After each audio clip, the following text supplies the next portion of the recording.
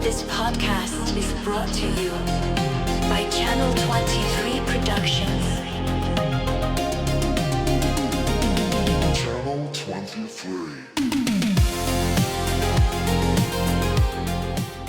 From the Palm Springs to Washington, he smokes weed and talks a lot of shit. If you know him, you love him. Kevin Porter, baby, give it to him. His podcast that no one listens to. His podcast that no one listens to. His podcast that no one listens to. His podcast that no one listens to.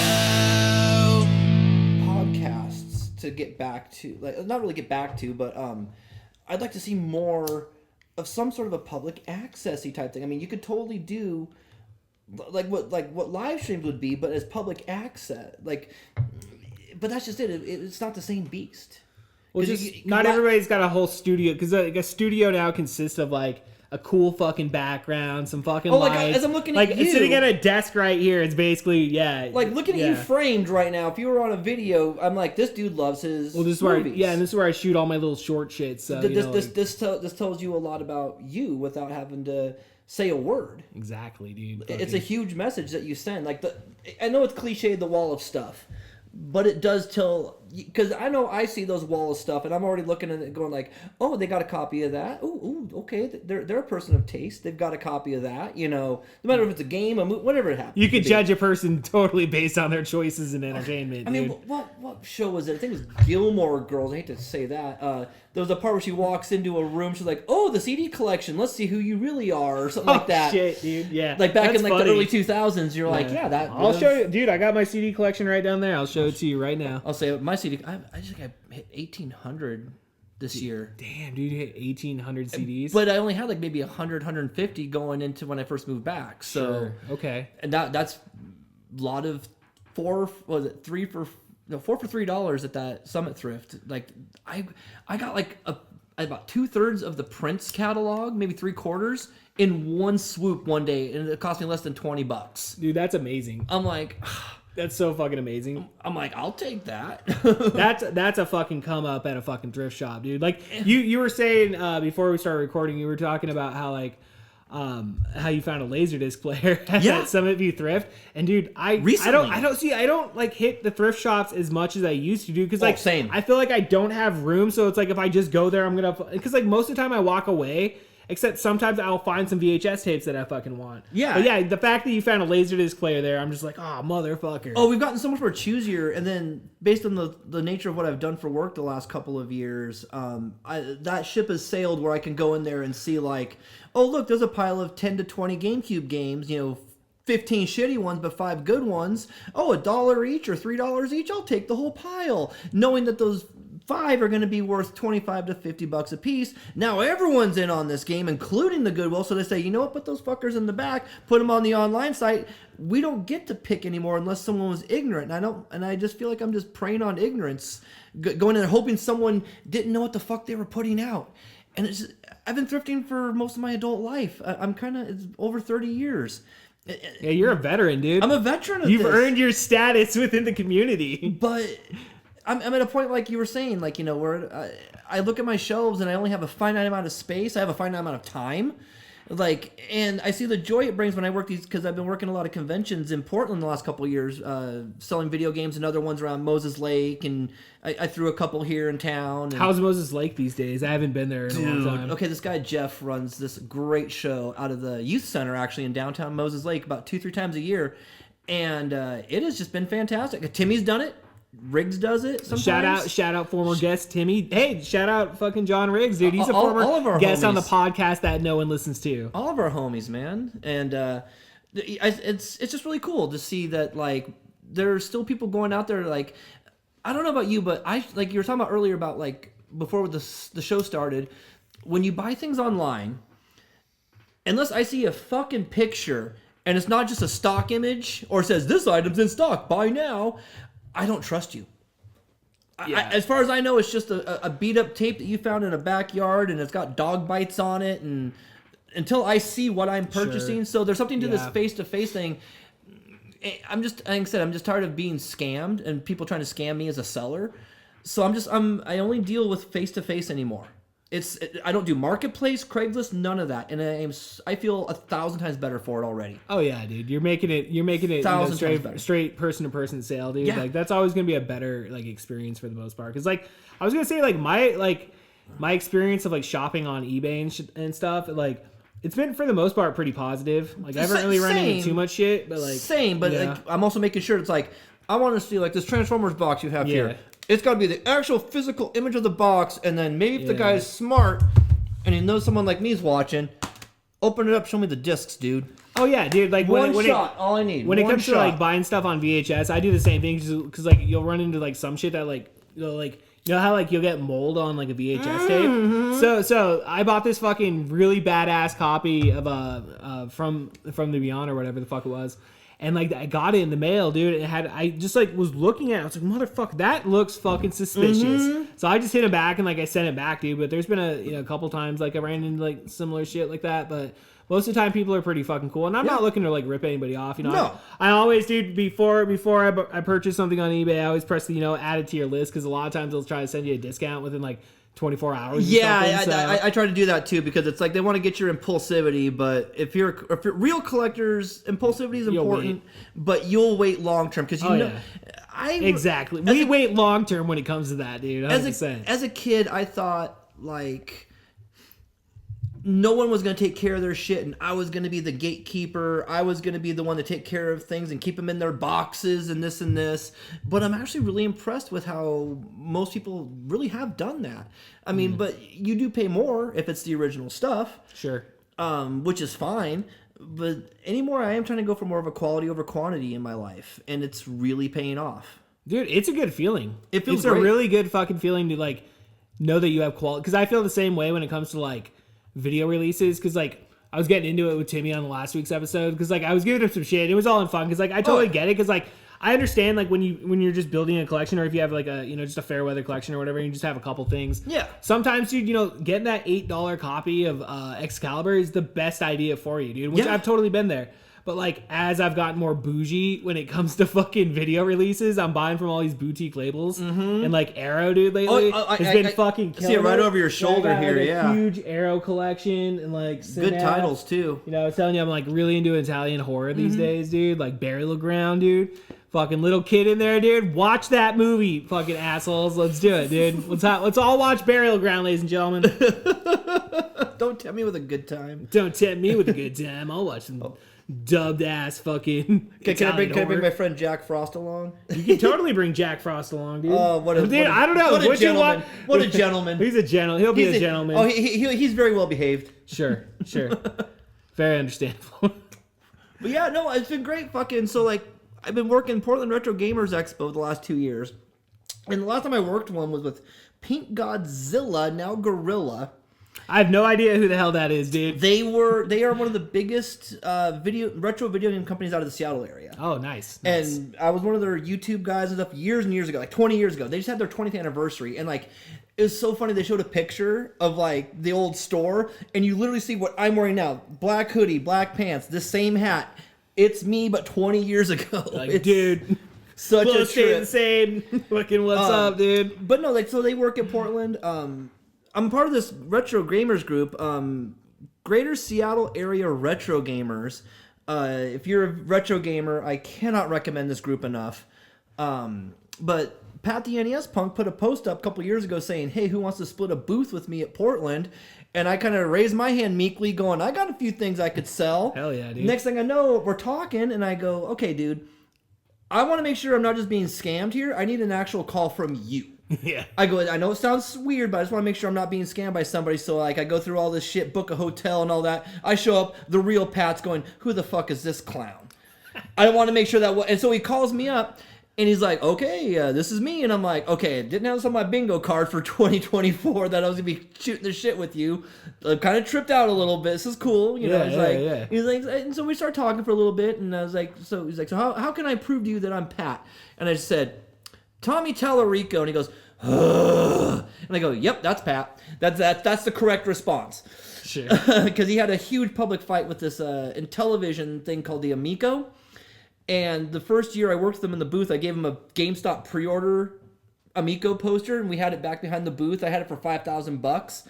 And Pat's like, well, what if you sold $5,000, dude? But Pat goes, what if it sells? I go, well, we split the money. Sure. And we'll go get another one on eBay for $50 because that's what they're going for. If someone really wants to buy it because they think they're being funny and they want to have an LOL because it's you buying it from you and I, hilarious. Otherwise, I'll just buy another one with the cash. Sure. And we'll split the money because you hooked me up with this opportunity.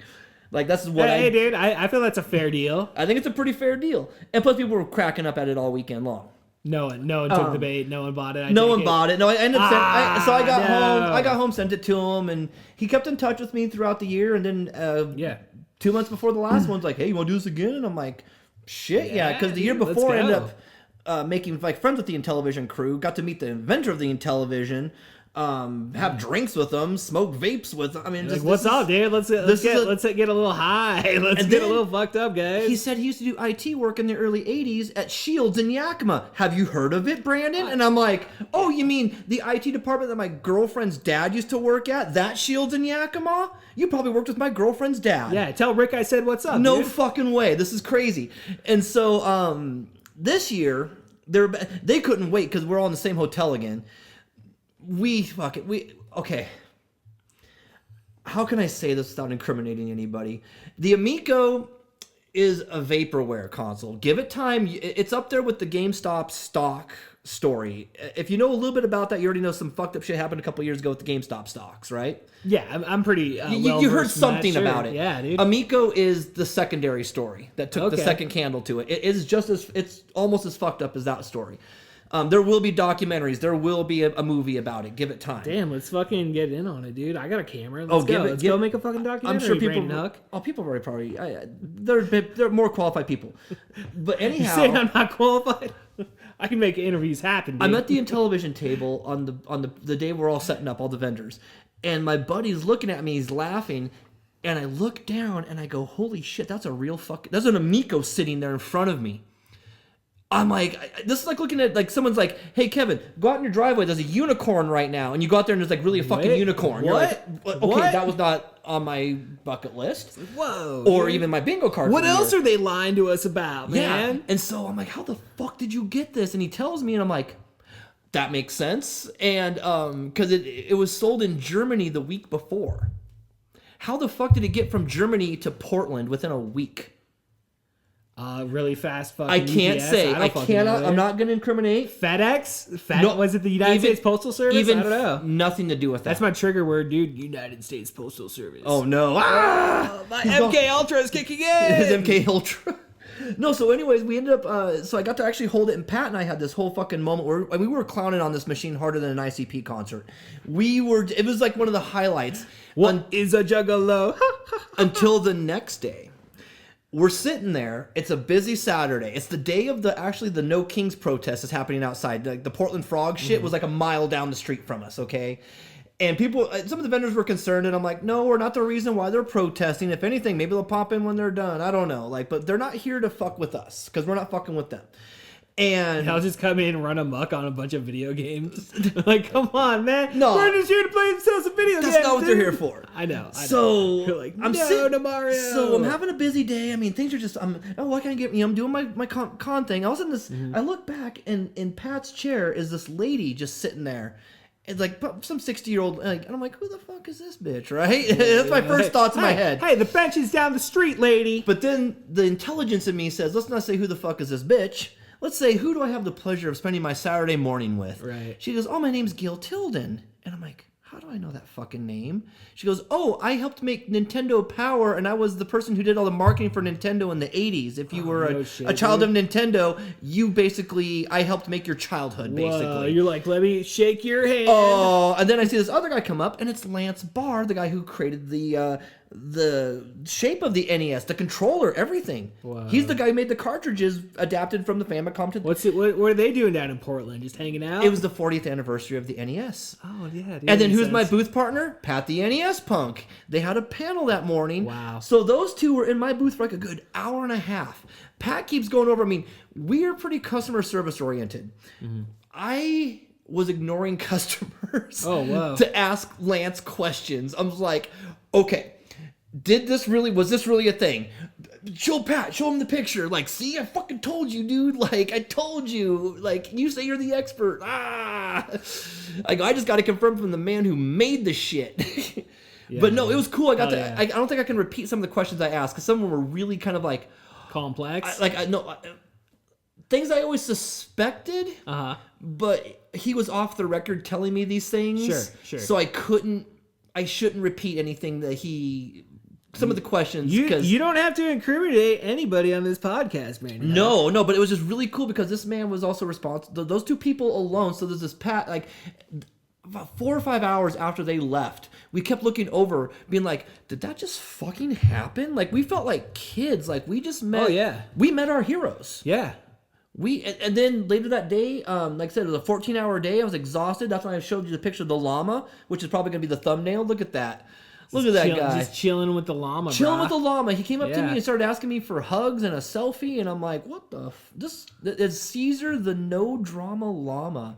He's all over Portland, apparently. He's super cool. He's a thing down there. He's a thing. And then I ended up running into a friend of mine I haven't seen in like 15 years on my last loadout from the convention. I'm just like, I've been looking for you for like almost 2 decades, dude. Like an old friend of mine from here. And I'm like, so we've reconnected with him. We're going to try to hang out again soon. Dude, that's awesome. I did tell. So the last time I was in Portland before that was for the Fish show. And it takes place like literally a block from the convention. So when I went there, I knew, like I said, I've only been to Portland a handful of times now, but I'm like starting to get the hang of downtown Portland a lot. And yes, I want to transition into Fish soon. I'm ready to talk some fish. Dude, let's talk about some ready to fish, talk some dude. fish. I think I gotta get a little bit more higher for fish, but let's go, dude. Let's fucking go, dude. Blaze on. You got one life, blaze on. So, my brother-in-law, Gordon, bless his heart. We've known my sister for like 20 years now. He's from Jersey, and he's seen Fish 45 times. 45 times, dude. And I'm sure, like, I'm just gonna take a wild guess here. That's not even like a record, right? No, these are other people would be like, I've seen them 200 times. It's like that meme. Those are rookie numbers. You got to pump those up. Well, where you been the last 5 years? Where you been the last 40 years? So no, Gordon has been trying to get me to get into him for a long time, and this is how far back our history with Fish goes in Yakima.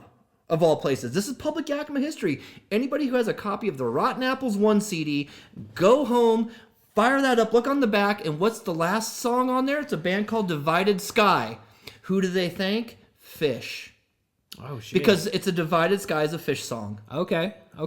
There you go. And I'm like, okay, so they've been kind of like low-key. And I had a friend of mine play me a couple of songs back in the day, and I was kind of like, I just thought it was yes, but as hippies. And, I was more into like punk, hard rock, grunge. I hate to use that word, but for the sake of brevity, hard rock from the Northwest was absolutely my jam in the 90s, not a bunch of hippies being silly. Sure. The silliest I got was actually their label mates, Ween.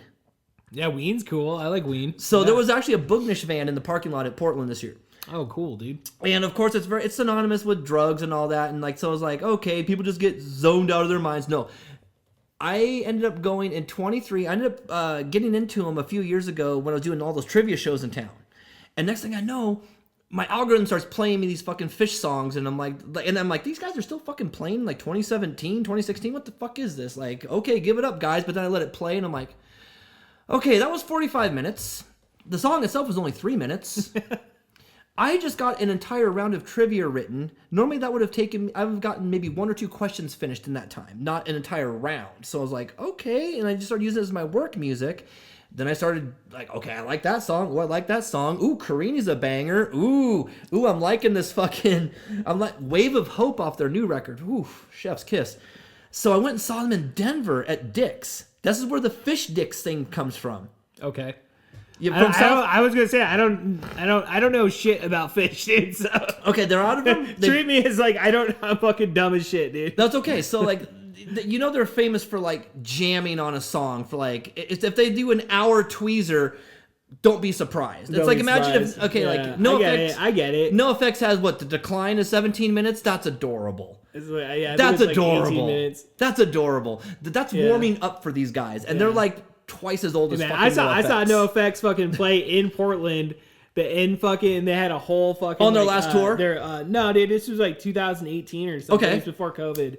And like they had the whole orchestra thing or whatever, dude, because they had a bunch of like background people playing, I guess playing like violins and shit or whatever. Cool. Like some sort of orchestra, I guess. That's fucking cool. cool. So like dude, that day sucked ass because like it was at like some like horse track place.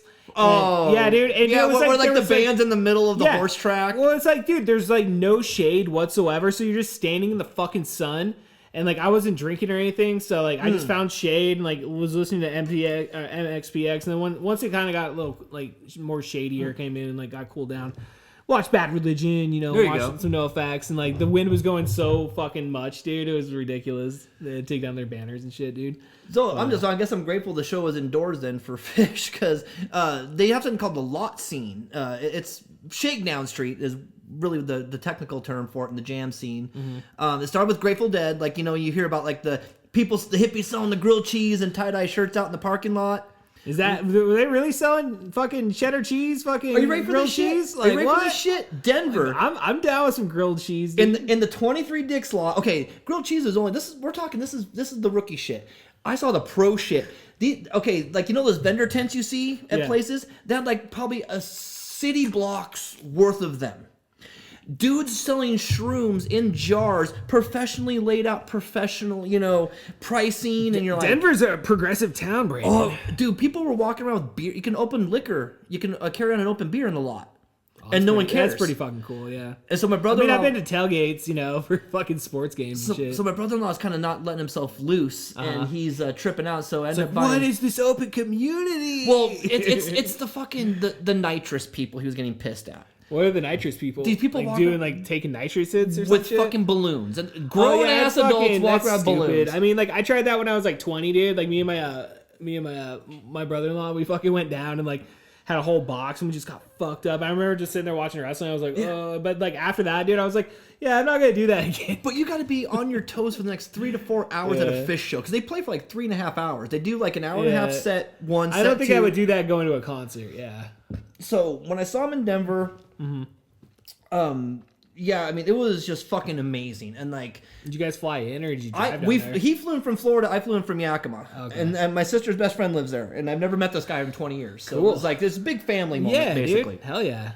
And reunited over Fish, dude. So there was a song they played that night called "Beneath a Sea of Stars," and it was really, I've never heard it before, because the more I've explored the band, I'm like, oh, like Carini, that's not on albums. Harry Hood, that's not officially on a CD. That's just a song they do live, but they've never released it. Like they've done it on a live one, which was like their big 90s, but it's never been like, you don't get a studio version of it. And yeah, it makes it unique, dude. That's cool. And these guys no longer have to, like, when I saw them in 23, we saw a new song called Oblivion, and I'm like, the fuck is this? And Gordon was like, yeah, what the fuck song? I've never heard this either.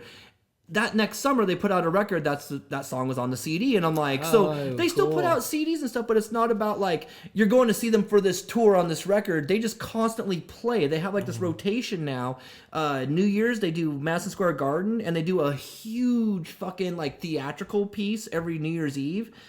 The singer-songwriter guy, Trey, the main guy, his doctorate is a rock musical, which is essentially like a fantasy rock musical starring like Colonel Forbin, and there's Evil King Wilson and the Land of Lizards and the Helping Friendly book and all the, and I know you're hearing all these fucking random terms getting thrown at you right now, but trust me, to a fan right now, they're going, this motherfucker's spitting. So in the New Year's Eve of 24, they did a 2-hour production of Gamehenge, which is his thesis. Imagine doing your homework so good 40 years later you did a 2-hour, and that's in the middle of a 4.5 hour. In the most famous arena in the world. And they're about to break Billy Joel's record. Yeah, well, fuck Billy Joel, dude. I don't give a shit about Billy Joel. Oh, he cool. But yeah, so Fish is at this point where they don't need to impress you with record sales or a hit single. They just put out their records, they play, you're in or you're not. And they play like 2 to 3 times, usually each city, 4 nights if you're lucky, and they don't repeat the whole time.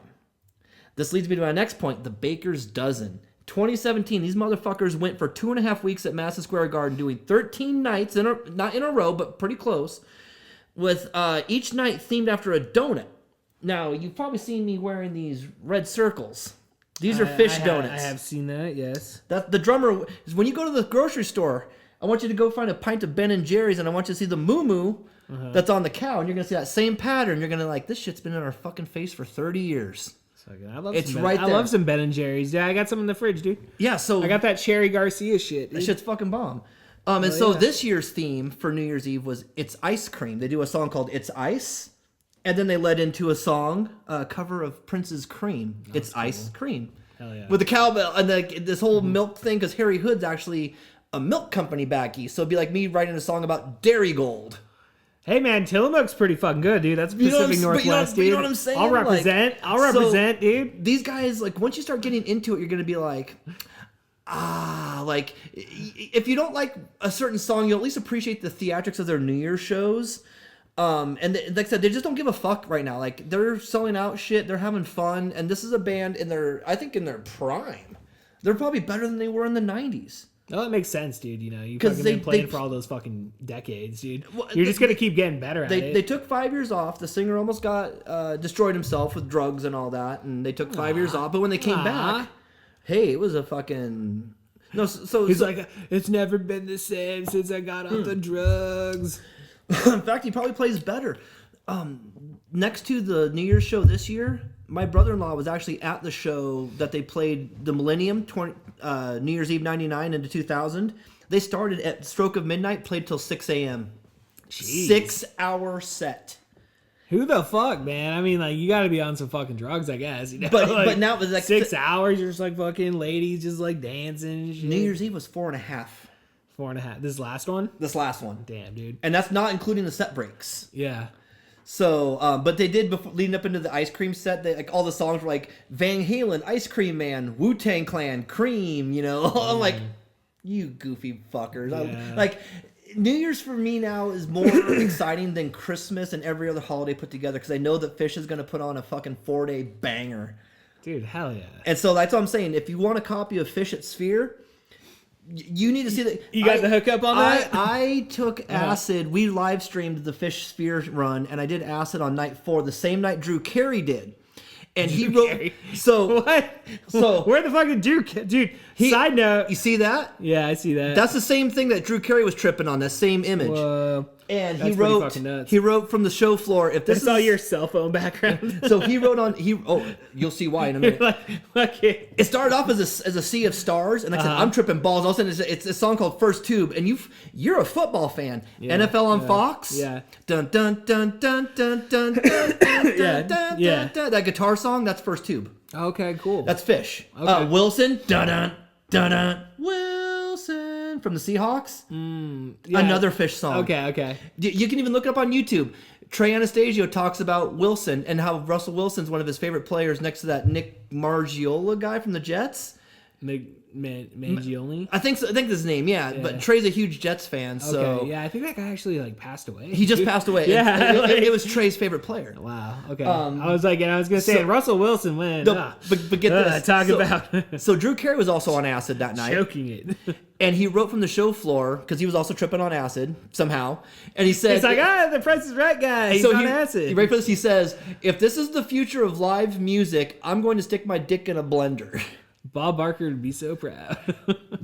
The singer gets a hold of this message. Yeah. It goes viral in the Fish community. He sends him a blender that says, "Much love, happy blending," and send him a signed blender to Drew Carey. So I mean, was he talking shit about it then? No, or Drew Carey- He was just so fucked up. He went on a show later called At Midnight, After Midnight, whatever that was. That was on CBS, whatever. Okay. And he came out and was like, "I need 60 seconds. If you've never heard of Fish," and he and if you look up this clip, it's perfect. It's like, I've never heard of these guys. I don't know any of their songs, but I've had more fun at the Sphere than I've had in any other. Oh, he would enjoy it. They put U2 to shame. They put. I don't care what any other band comes in and plays. I mean, Tool's gonna be. I don't know. Put him up. Put him up Tool- against Bono. Come on, man. No, I think Tool, if they play, there's gonna be cool. I think Tool's Metallica. cool. Yeah. Metallica's in Metallica talks. would be dope.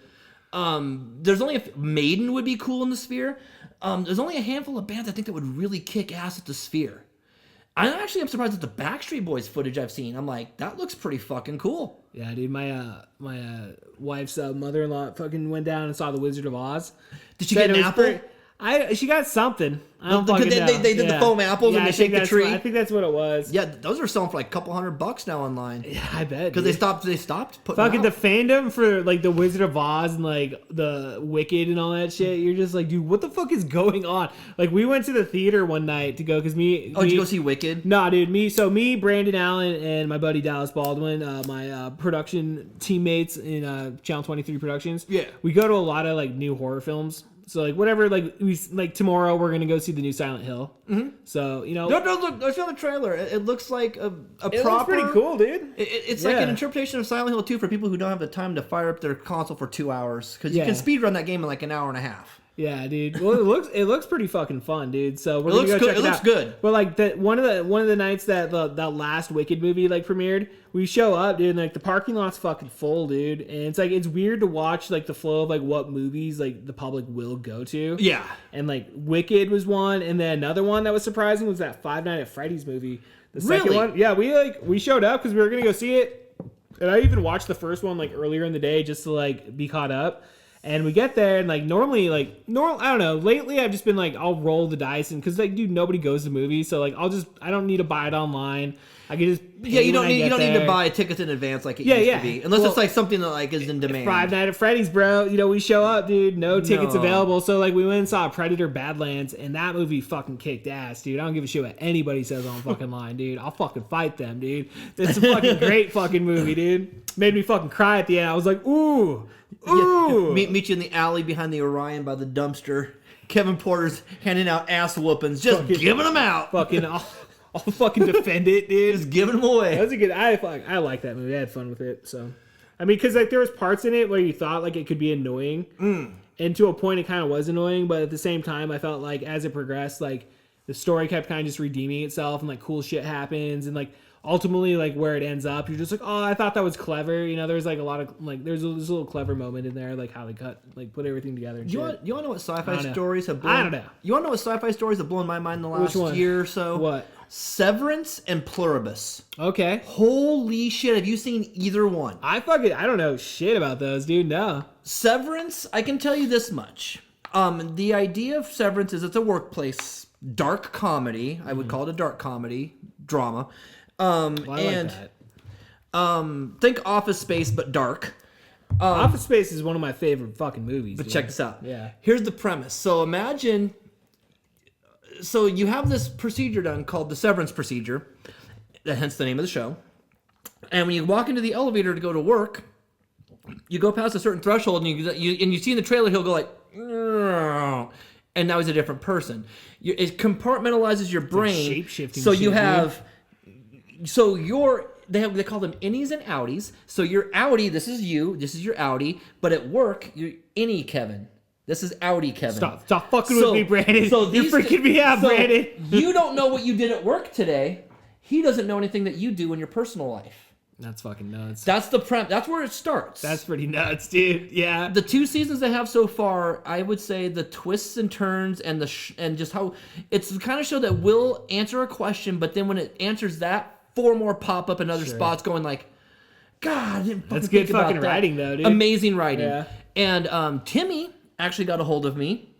Because I put up a post on Facebook and it was a picture of like an old looking computer and said Yakima. And Timmy, and I just wrote, if you know, you know. And Timmy goes, I don't know. And I said, well, it's from Severance. It's like my girlfriend and I were watching it, and I thought it said Yokohama. She goes, no, rewind it. So we did that thing where you're rewinding it and trying to pause it and like and try to freeze frame it. Sure enough, it's the fucking file folder says Yakima. The fuck's that about, dude? There's a Yakima connection to Severance. It's not like a what? It's not. It's. There's a connection, but that's all I'm gonna say. Okay. I gotta find this show, dude. It sounds, it's on Apple. It sounds pretty fucking. Okay. I'd say these are both Apple shows. I have a free subscription to Apple right now. Marathon the 2 seasons of Severance. You're gonna call me after the first episode, going, "Okay, dude." So and you're gonna be like, "Okay," and then that, what the fuck was that about? And you're gonna be like, So isn't that the one with like Adam Scott or whatever? Yes. Okay. See. Okay. So I have heard of that. And then But and it sounds pretty cool. Everything I've heard. the about other one that, we just watched was over Christmas break. Actually, it's Vince Gilligan's new show called Pluribus, and it's the lady from Better That's Call the guy Saul. from Breaking Bad. and Yeah, shit. it's the lady from Better Call Saul and all that. Okay. The blonde lawyer lady that's like Saul's, I think, girlfriend or wife. See, or I never something. got into. I started watching Better Call Saul, but like I didn't get through like half the first season, dude. But she is I've fucking heard awesome. decent things about it. You know, Don't worry about Saul because Pluribus. Pluribus. Okay. Fuck, dude. Okay, so the premise of that show, and again, this is only the first episode. That's all I'm going to talk about. Is the first episode because it's not. That's fair, Brandon. No spoilers. No spoilers. I'm going to give you a premise, but that's it. From there, trust me, it takes twists and turns. So the premise is one day, everyone's just having this fucking seizure. I mean, they're just freaking out. Everybody in the world, every person. It's their fucking nanobots And they're all going just laying there on the ground, and all of a sudden, collectively, everyone stands up without saying a word, starts doing shit. Just no one's talking there or anything. No one's saying a fucking word. Everybody's program got reset. Only 13 people, and of course, the star of the show is one of the 13 who doesn't get affected by this worldwide event. 13 people are left, and basically they start like. So There's it's like, so many things that have happened in the last couple of years where you could be like, yeah, it's because of that. So it's like there's. How do I put it? Like they try to, like they'll do anything for her. There's like, and it's like, so like when I'm talking, so if I'm one of the people who's not part of those affected, and you are, I'm now talking to 7 billion fucking people in the world at the exact. It becomes a hive mind collective like the Zerg. Okay, yeah, I get that. Yeah. Yeah, That so makes sense. it makes us, but like I said, so like they started showing all these things, and John Cena's scene in it is fucking amazing. Fucking John Cena's in it, dude. That's all. There's a John Cena scene. Whoa. That's all you need to know. Okay. There's one John Cena scene, and we were dying of laughter in a later episode. His comedy skills are pretty good. Oh yeah, and it's like a dark. Again, it's like a dark comedy. It's not like like when you watch a sitcom like Cheers, like that's Well, I the mean, like punchline. he's in like Peacemaker and shit. And, like I didn't really watch. Peacemaker season 1 was so good. I was gonna say I didn't watch the entire first season, but I watched a couple episodes, and I thought John Cena's. I've always thought John Cena's performances were like always decent. Like, Oh yeah. he always kind of annoys me. Like when you hear him talk off mic and stuff, he like tries to sound like all this like. I'm super sophisticated. I know words, and I do this, and I do that. I like, take yes. leisurely drives. It's just like, all right, dude. You don't gotta. We like, know you're I wear suits. You could be a muscly guy and still be intelligent. He's a cool guy. I've always liked John Cena. Dude. Oh, Cena's always amused me. And then like the whole thing with like Mick Foley's he's broke off. He's down 100 pounds, dude. I know, Congratulations to the hardcore legend, dude. dude. Putting in the work. Because my girlfriend's son doesn't like watch wrestling or anything, but he likes like UFC and stuff like that. Yeah, UFC's cool, dude. So- It's on Paramount now, so you don't gotta pay that $70 fucking price tag anymore. I made him watch Hell in a Cell. hell you know yeah, the dude. one. Oh, you hell know yeah. the. I don't even need to say the year. You already know the Hell in a Cell. King of the Ring, 1998, The- Pittsburgh, Pennsylvania, The best one, and I show it to him. June of 1998. I don't know. And I say to him, I go, Tommy, this is more hardcore than any UFC fight you will ever see. This is like the most craziest shit ever done by WWF, like period. It is like, Yeah, it probably is. and he watched it, he was just like, Unless you count the whole Owen Hart thing. We're not gonna talk about that. but that's a different, but something you could something you can rewatch without being completely icked out because you're watching someone die. Yeah. Well, I'm just saying Mick Foley could have easily died there. Mick Foley, that could have Yeah. been on Faces of Death 8. Dude, did you hear Walmart, speaking of physical media, Faces of Death was available this that. summer I at heard that. Walmart. I didn't fucking pick it up, but I heard about that. I remember renting that as a kid and like said, what the hell were they thinking in the 80s letting fucking kids rent shit like Faces of Death? Hey, it's the 80s, dude. You get a little dirt on yourself. You watch some dude get fucking fake death. Whatever, I dude. mean, the guy. Okay, remember the 56 in Summit View Tiger Mart years ago? Yeah, I grew up right by there, and that guy who used to work there years ago used to hook us up with camel swag, and we were like 10, 11 years old. Dude, my mom had that shit too. She had all the camel bucks and everything. So like, yeah, we Get had shirts, we had those fucking koozies. windbreakers that felt like paper, Yeah, but dude. had Joe Camel on it. I put my sodas was in a fucking Joe Camel koozie when I was a kid, dude. I know. There's always that story about everybody had a cigarette shirt, dude. It wasn't even a big deal. I don't understand what the fucking problem is out there, dude. No, and that's Like, just... let the fucking people advertise, dude. And I get now, like... Oh, like now that we're aware of it, like I get it. Like, yeah, I mean, they were aware of it in the 90s. They didn't give a shit. It had already been like 30, 40 years. Exactly. At that point, it was the now it's been like end. 70 years. It was absolutely the tail end of an era. I think we should bring back cigarette smoking in the fucking bars, dude. I mean, we were talking about that earlier. I don't know if that was okay. on mic or not, but That's funny. Okay, when I worked my rock band show at Grog for 5 years, I swear about once a month, because we'd switch over the lights, we'd turn off the main lights and turn on LED lights, right? Every fucking month, once a month, some kid would be doing that look left, look right, and then go down like this into their shirt, hit their vape, and then they go like this. You were fine up until if you would have just blown it into your shirt, it wouldn't have been so bad. But your dumbass had to go. just blow it all out. And next thing I know, it's like fucking like an atom, like Fallout. Like, yep, that's 2 tables away. Holding my thumb up, like, yeah, and I would just walk up to the table and Yeah. just fold my arms and not say a word and just shake my head. And the kids would do all the talking. See, I fucking told you. So yeah, it's like you gotta step outside. So you know? I don't care Whatever. if we're gonna do it. Yeah. Do it. Certain places, I think there should be smoking allowed in it again because I think bars have suffered because you cannot smoke inside, especially in winter Well, it's months. like drinking's down with like new generations anyway. Like, Oh, yeah. you know, kids today don't even fucking drink, dude. No, I mean I've Dude, my back in my day, dude, fucking taking shots, fucking beers, staying out till Dude, like 3 in the fucking morning, I had fucking I had running from the cops. I had 3 don't know. margaritas in fucking Portland, and I was fucking You tipsy. were fucking buzzed up. Well, we Little buzzkey. were kicking it with Drunken Master Paul. Hell yeah. And he was on their show floor, and I go, so you at the Eastlands, go get a drink later. And he goes, okay. And he pulls out a flask and I go, motherfucker, are you really drinking booze on the floor? And he goes, well, it's my name, right? I go, yeah, and that's why they call me Bong Rips in the Fish Parking Lot Huck. You know, it's like, I get it. Yeah. He's like, oh, it doesn't I mean, I'm not gonna look the other way. I'll look the other way for people like care. that. I don't give a shit. Oh, you know? he's someone. You that can should talk hold to his liquor. Brandon when it comes to shit like that. Brandon's the master of that. We were fucking walking through some. We went to that. He is. We went to that one of those horror conventions up in Puyallup or whatever at the fairgrounds, and one of those cons. That Those they horror do. cons, yeah. And like, dude, so like, the first thing that we did when we got there, because like it was the one time that like me and our crew, like, I wasn't driving because normally I drive, so I don't drink when I go up there when we go to things. Yep. So I wasn't driving that day, so I was like, you know what, dude, I know there's gonna be a fucking bar around there. Yeah, like, I'll- so like, dude, I'll have me a and, couple at the end and of the night. Brandon, dude, Brandon fucking knows my crazy, dude. He'll fucking match it, dude. So like, we go in there, we get a shot, we drink like a beer, then we go walk around, and then when we go outside and we're hitting our vape pens and shit, dude. And like, as we're walking back in, fucking our buddy Dials walks up and Brand's like, you want a little fucking toke? You want a little? And they're just like walking through the fucking convention, dude. Just fucking token up. Just fucking hitting it, If I would dude. have seen someone token in Portland, I'd have been like, meh. I mean, the Unipiper. Downtown fucking Portland smells like weed, dude. Dude, the fucking Unipipers fucking Yeah. riding around the fucking convention. You know that Yeah. dude with with the Star Yeah. Wars? He puts on the fucking Darth Vader helmet. Dude, conventions are fucking fun, dude. Like, Dude, I'm I got addicted fucked. again. I was like fucking just drunk walking around buying VHS tapes, dude. And it was so fun because we found this like store. I forget the fucking name of it. They gave us a card and shit. We actually bought some stuff from them. But it's like a brand new store that some dude like opened up in fucking Seattle or whatever.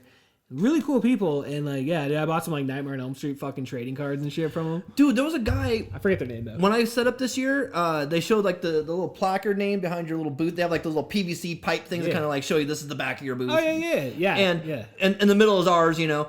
And I look across the thing and it says like Chuck something, laser discs and more. And I'm like, no shit. And I look at Pat and I'm like, bro, this is gonna be dangerous. This is it, dude. So I ask him, I go, my white whale of laser disc collecting. I go, I've got most of the movies I want, you know, for the most part. But there's one that eludes me. And I know they make it. I've seen it. And it's about, last time I saw it was like $75 on eBay. And I should have pulled the trigger. Hamburger the Motion Picture. If you are not familiar with the classic, of all these movies, if you do not have Hamburger the Motion Picture, I'm walking out that fucking door. I definitely don't have a copy of that. You dude. need that shit in your collection, dude. That is right. crucial. I'll do you a service, dude. Let me go on eBay. Oh, you gonna do it right now? I'll do it live on the fucking podcast, dude. You know, we'll fucking. Oh, you probably get the VHS for probably 10 20 I was just bucks gonna say at the I most. ain't buying the fucking Laserdisc, even though I have a Laserdisc player. But No, and welcome to the group, Laserdiscs. I've been collecting for about 25 years now, and oh my god, they are... What's it called? It's like just Hamburger? Hamburger, the motion picture. The motion picture. And it's one that's never seen a DVD release or anything more. Fucking Good Burger fucking pops up, dude. Not Good Burger.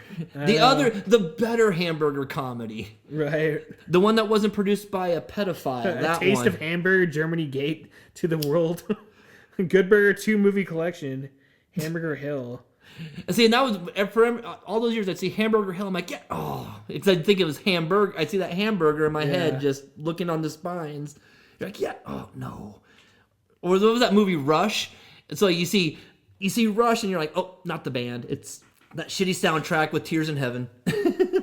Yeah, see, I've never really got into Rush. Okay, yeah, now it pops up on fucking... Oh, dude, it's an old Media release, dude. I love Media. Media was such a fucking awesome distribution company back in the day. I still want to... It gives me, like, such nostalgia when that fucking shit pops up. Because, like, I'm a big fan of Nightmare on Elm Street and all those movies. Like, that was... you got the old releases right there. Yeah, so I own a Nightmare on Elm Street probably, like, fucking 3 or 4 times over. See, I see VHS. I see there's the old 2000s DVDs over here.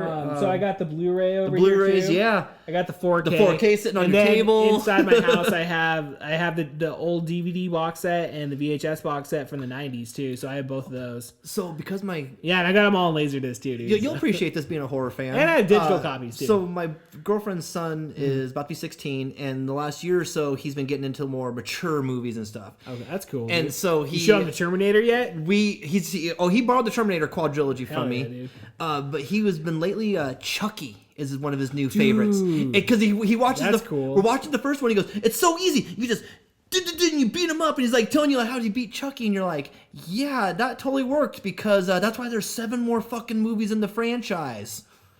And they're not all that good, dude. Oh, I forgot 2 is. I forgot how awesome that show. I think it's the opening Part of 2 2 is pretty good. where it opens up and it shows the reconstruction and, and it shows like how the dolls are constructed. Mm-hmm.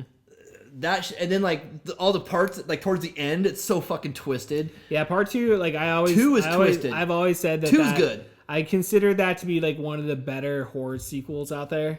Halloween 3. I know people are gonna hate me for that. Love Halloween 3 got Tom Atkins, baby, dude. The fucking happy Halloween, whatever that fucking the Silver Shamrock commercial. Because someone had a Silver Shamrock hat at Portland this year, and I said happy Halloween. They're like, what? I go, they had no idea. And I said your Silver Shamrock hat, and they're like, it's just a hat. I go, no, that's fucking. I go, don't forget to wear your mask for the big giveaway. And Pat started cracking up because he knew the reference. Dude, that's was one of the first like horror films that I watched when I got back into it back in like 2017. Brandon Allen showed that shit to me, dude. Like I just remember falling in love with Tom Atkins because I was like, dude, that's basically my dad. Yeah, my dad was Tom Atkins in that movie, dude. Fucking, it's so cool. And I don't give a shit, man. I know it gets its flowers today, dude. Most people enjoy it, you know, but back in the day, you know, people all talk shit. So, as you know, sometimes, like, some of these franchises try to continue. They milk maybe too much, and it gets bad. But I'm going to go out on a limb. Did you see the new Dairy series? I got like 3 episodes in, and I was kind of fucking bored with it. Well, it's not exactly a fucking wham bam fucking show either. Mm-hmm. You know, if you think about it, like it is a slow build. That show does get amazing. It really does. And my girlfriend and I end up going on a fucking Stephen King. Oh hell yeah! Like watching Tommyknocker, Stand. Right here. This is my Stephen King collection on VHS, dude. We found Cat's Eye on Archive. We found Cat's Eye is cool. Firestarter. Yeah. We haven't seen those in forever. Those are 2 movies I don't own. Those are ones that are kind of hard. Like I have a Cat's Eye DVD. It was part of like a Stephen King collection, but because like when she really didn't know about this, that it's basically a universe. Like all the Stephen King shit connects. Oh yeah, it does. She didn't know that. That's cool. And like, because she's like, wait, because he kept talking about Dick Halloran in this new It show, and I'm like, yeah, Dick Halloran. She's like, where have I heard that fucking name? And I'm like, The Shining. The Hotel of The Shining. She's like, oh, Well, he was in the book and shit, dude. You know, so like that's one thing I did appreciate from like just the opening. Like you see a lot of stuff connected to like what was in the book and stuff. It feels like they are tying it, and they're showing things that were only like not even fucking mentioned in the movies or anything. They couldn't even begin to touch on those. But I think they're gonna do well with it because of the cycle and like. It is going to be a 3-season show, and the way they're setting it up for the 3 eras, I'm like, I like what you're doing with this. They're just going to keep going back in time. See, that's cool, dude. I appreciate that. No, and I will say I did pre-order the Steelbook Collector's Edition on Amazon because it doesn't come out till like fucking May, but like I fully intend. It's like I watched so much stuff, dude, to where like, you know, it's like. Because again, I kind of just got bored with it, so it's just like I just haven't picked it back up yet. I just haven't really had the time to watch it. Well, my girlfriend and I, we ended up getting HBO for $3 a month through Roku, and the best part is we can share my Roku account and we can watch HBO at the same time. We already tested this theory, so we can actually like now we're actually. I do that shit throughout my house and stuff. But I don't stream like that. It's the only streaming site I'm on right now because I'm frankly overwhelmed. Like I said, between my physical media collection, all the other shit, the games I'm trying to play, the other projects I'm trying to work on, it's like, man, I gotta stay. Like, winter time's when I watch my most streaming. But it has been nice, like I said, because there's certain Stephen King projects I forgot, like Tommy Knockers and shit. I haven't seen Langoliers. We watched Langoliers not too long ago. Tommy Knockers, dude. Yeah. Tommy Knock. Yeah, again, another archive VHS rip. Oh, Misery. Oh my god. The fucking Dark Half is always cool, dude. Have you seen that? Yeah. Dark Half. Dude, fucking Cujo. Oh my god. So. Oh, dude, check this out. I actually got this at a convention, dude. No way. It's an original printing from fucking back in the day. Oh, that's dope. Because I have that second one where it's like with D. Wall. It's like, and Cujo's like face is like next to her. She's like, ah! Yeah, I read that book. I think it was last year or the year before, dude. I read that, and it was fucking. It took me a while because like. That's one thing I have been trying to like do a lot more is like trying to get into reading. So like I'll go through periods where like I'll read a bunch of shit and then I'll just go back to like kind of like, you know, watching movies or whatever. And I just literally bought like 2 books specifically. And like I said, one of the rare times I went to the thrift store and I'm like, I actually want to read that. I've been looking for that. Thank you. You know, and I'm like, I'm actually going to sit and I need to do some sitting and reading time sometimes. It's peaceful as fuck. You smoke some fucking weed and you're just fucking like. Another thing what I'll do is like I'll get the audiobook because like through Spotify now. Because like through Spotify they have all these fucking audiobooks now, dude. So it's like, and they do have a shit ton of Stephen King ones. So like I have Christine that I've been reading. So like I'll do the audiobook on the headphones and just fucking get all high and just like read. It's funny you mentioned Stephen Christine. King, I have dude. My Stephen King book collection is like back there, dude. I saw pretty much all Stephen King. I books. saw your original It back there too. Yeah, I got that a couple months ago, dude. I've been after that thing for a fucking long time. Dude. So my mom has her copy still from when my mother's name. My mom had all that shit too, but she fucking lost it like in 2000. No bullshit. My mother's name until she married my father is Beverly Marsh. Oh, that's scary as fuck, dude. And so when that shit came, I was like 9 when that came out. So when she was like, guys, look what the girl's name is in this. And we're like, what the fuck? So it has been a part of our family for like 40 fucking years. Dude, did you read it when you were a kid? Yes. I tried. Okay, so I was 9 when it came out. Yeah. I had read like a couple like Stephen King's at the time. I think I read Pet Cemetery. Like again, what the fuck was I doing reading that shit at like 9 years old? I didn't get to. That was like me too, though. When I was a kid, I started reading that shit when I was hella young. I didn't get to finishing it until high school. Yeah, it's probably about the same for me. And because I just wasn't. It was just too much book. Yeah, that was just like that's a fucking. That's a tome. Yeah, dude, it takes like. Because I would often go back to it though. I would just like pick chunks of it and just like I'll read like 50 pages just for shits and giggles. So, you know, like my favorite parts from that book. Something that cracks me up because it kind of goes back to the thing I was talking about with Stephen King being a universe. People tend to forget this. The opening of Cat's Eye literally has the cat running from Cujo, and a red car stops and doesn't hit them. And what's it say on the back? My name's Christine. Shit. He said it in 82, 83. Yeah. Like, guess what? These fucking stories are connected. He basically has said it for years, and like I don't know why. Like I've been catching YouTubers now who are actually analyzing it, like how the Dark Tower creates the horrors throughout the different. I'm like, I didn't know all that shit, so I'm like, that's a series I have not read. Like I would always try starting the Gunslinger, and I'd always get like 50 or 60 pages in, and I would just like give up. So what I think I need to do is go see like these. Like I'm reading, like now I've seen like the plot points. Now I could go back, probably read it, being like, and instead of just being like, is this ever gonna fucking do anything? I mean, like even my mom, like she was a hella big Stephen King fan. She said the same shit to me, dude. It was like, I don't know. And I know a lot of people out there do like that series. And dude, honestly, the movie with like, what was it, Matthew McConaughey? Yeah. I actually kind of like that movie. I thought never it was saw fun. it. I did miss that one. I mean, because they'll never stop making Stephen King movies, dude. Like that's just, and he's been cashing in, dude, the last like 10 years, dude. Like, he's been cashing the fuck in. It's not entirely a Stephen King movie, but we did watch Creepshow over Halloween for the first time. Oh my god. We didn't get to Creepshow 2 yet. Oh, fucking Creepshow. We didn't get to the second one yet because I love the lake story. But Creepshow 1, yeah. That fucking lake story, that pervy fucking guy at the end, dude, you're like, oh, you fucking bitch. Because you're rooting for him, and then all of a sudden he fucking tries to cop a feel, and you're like, dude, fucking, come on. Come on. Get the fuck out of here. But then he gets killed at the end, shit. And, like, I love it how that ends, dude, because it shows, like, the no they weren't going to survive. No matter what happened, they weren't surviving. Yeah, well, it's like, I love how they pan away from the fucking, the car and stuff, and then they show the no swimming signs, like, all up in the bushes and shit. Then I love, because, like, and it has, like, just someone pulling it back. Dude, and then they go to the next story where, like, where it's, like, that chick that, like, is having an affair. Mm-hmm. If you look on the back of the bed, it's that copy of it, dude. Oh shit! That's in the movie. The original hardcover press. Yeah, it's in there, dude. See, my mom up to about I think early 2000s was literally this is not to go too much into this. It's not my favorite topic, but this year's goal is to go through our storage units. In my mom's storage unit is almost every fucking original run, almost all hardcover Stephen King shit. That's a fucking lot of money, dude. That's a lot of money, dude. She even bought Green Mile when it was serialized. Wow. When it was like, every month or something, they had like a new chapter. They put out another little tiny book. Like, do you remember? Do you remember those? I didn't. That was like, well, when was that? That was late 80s.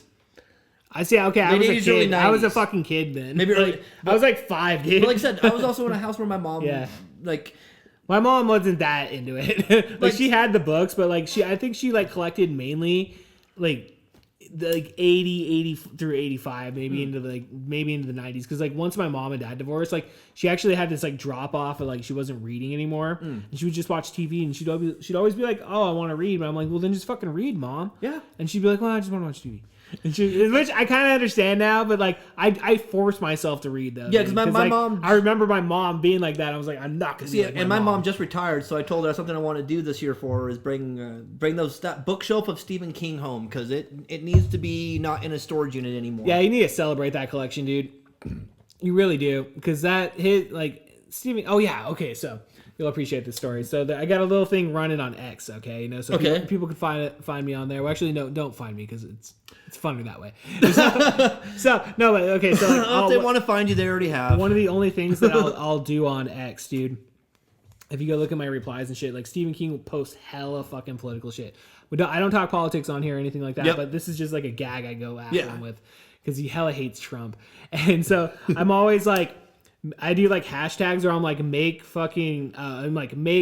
make Stephen King snort coke again and shit, dude, and just hit him with like, dude, you were way better when you were doing coke, dude. Like trying to peer pressure him into fucking doing drugs. So like me and Brandon will go on there and fuck with him. Like I don't think he's ever seen it, because like it never. You have that thing in the back of your mind, like it's just funny to fuck with him like that. Well, that's what's okay. So at Portland, because my booth partner has some celebrity.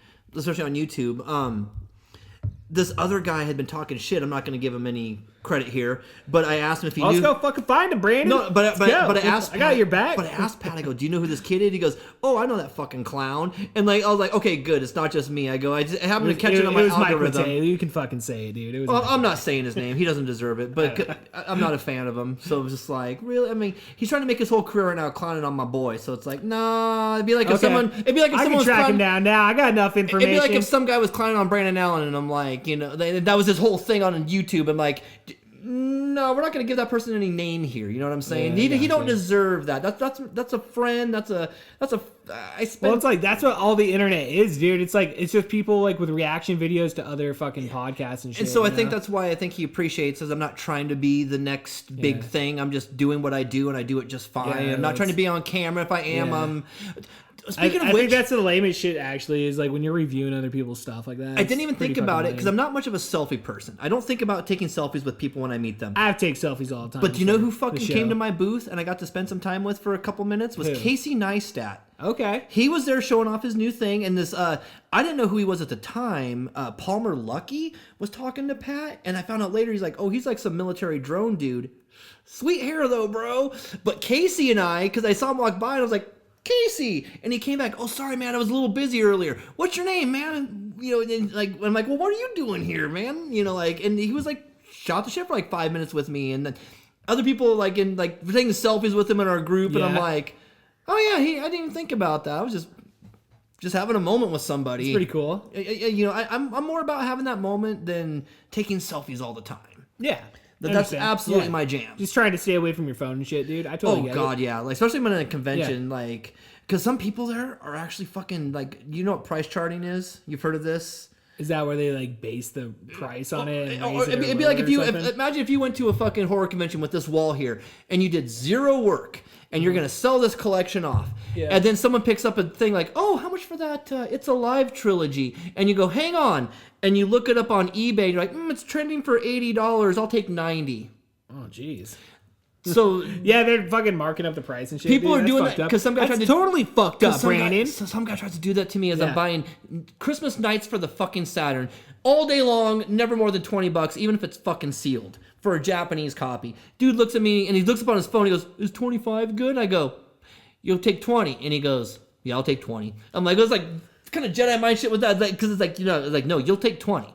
And he's like, yeah, I'll take 20. Like, You caught him, dude. like, You bitch, totally you caught know him. you're trying to fucking mark it up 25%. Nice try. Nice try, motherfucker. I'll give you an A for effort, but no. Yeah. Okay. Well, that's good knowledge because I will definitely be on the lookout next time I am. Like, So be a careful horror with this convention or something. Make sure Yeah. someone has done their fucking homework. Well, I was gonna say and they're most not of the time they have the dicks. price on it. Like you saw the video I just showed you. Yeah, Like, people, because people were doing that Yeah. shit, and I'm like, I don't care if it just went up $100 last week. If I have it at 80, it's 80. Yeah. Exactly. I don't care if I There's missed some viral moment like the Piglet game. Did Yeah. you? Speaking of horror, did you hear about this shit? I don't think so. Last year, a Piglet game, the Piglet's Big Adventure for GameCube and all that, Mm-hmm. PS2, went from like a $7 game to a $80 game overnight. Literally while I was Why? at the convention. Who the hell wants to play that game? Because people figured out it was basically a Silent Hill-esque game. oh, so you can like fucking Because it's basically like, it's a Winnie the Pooh game, but it's made like a Silent Hill game.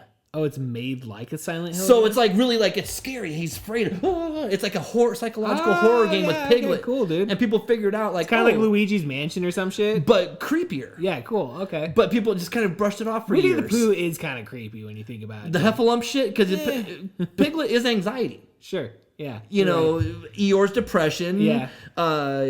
Pooh would be your blissful joy. Rabbit's your Oh, work. Christopher, I'll eat some honey.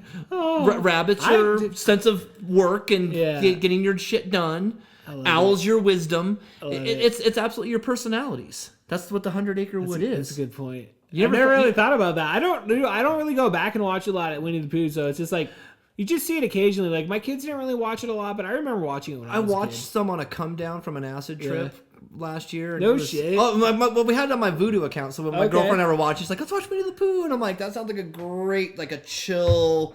Yeah. I forgot just how cool the '77 Winnie the Pooh movie is. It's good. It really. My friend was watching. He's this native friend of mine. He hangs out with us. He's like, "What the fuck kind of white people shit is this, you guys?" Like, It's fucking Winnie the Pooh, dude. Like, come on. You it's know? like, oh yeah, he must not have grown up with Winnie the Pooh. I just have distinct memories of like watching Winnie the Pooh or like Mickey Mouse, like those old Mickey Mouse like specials that they used to have on like TV and stuff, dude. Like I've gone out of my way. There was That old actually Disney shit was one, pretty dope, man. One fucking cool pickup I got like when I went to that Summit View thrift store was like I got a bunch of like Christmas specials, like kids Christmas specials. Interesting. and stuff, dude. Like there was just a bunch of them there, and like I'm pretty like when it comes to like collecting on VHS, like I'm pretty obscure, and like one thing I will pick up is like TV specials. Yeah, because like, not old, not like- all of those made fucking Like the Animaniacs ones, like I bought the Christmas one, I bought the Halloween one.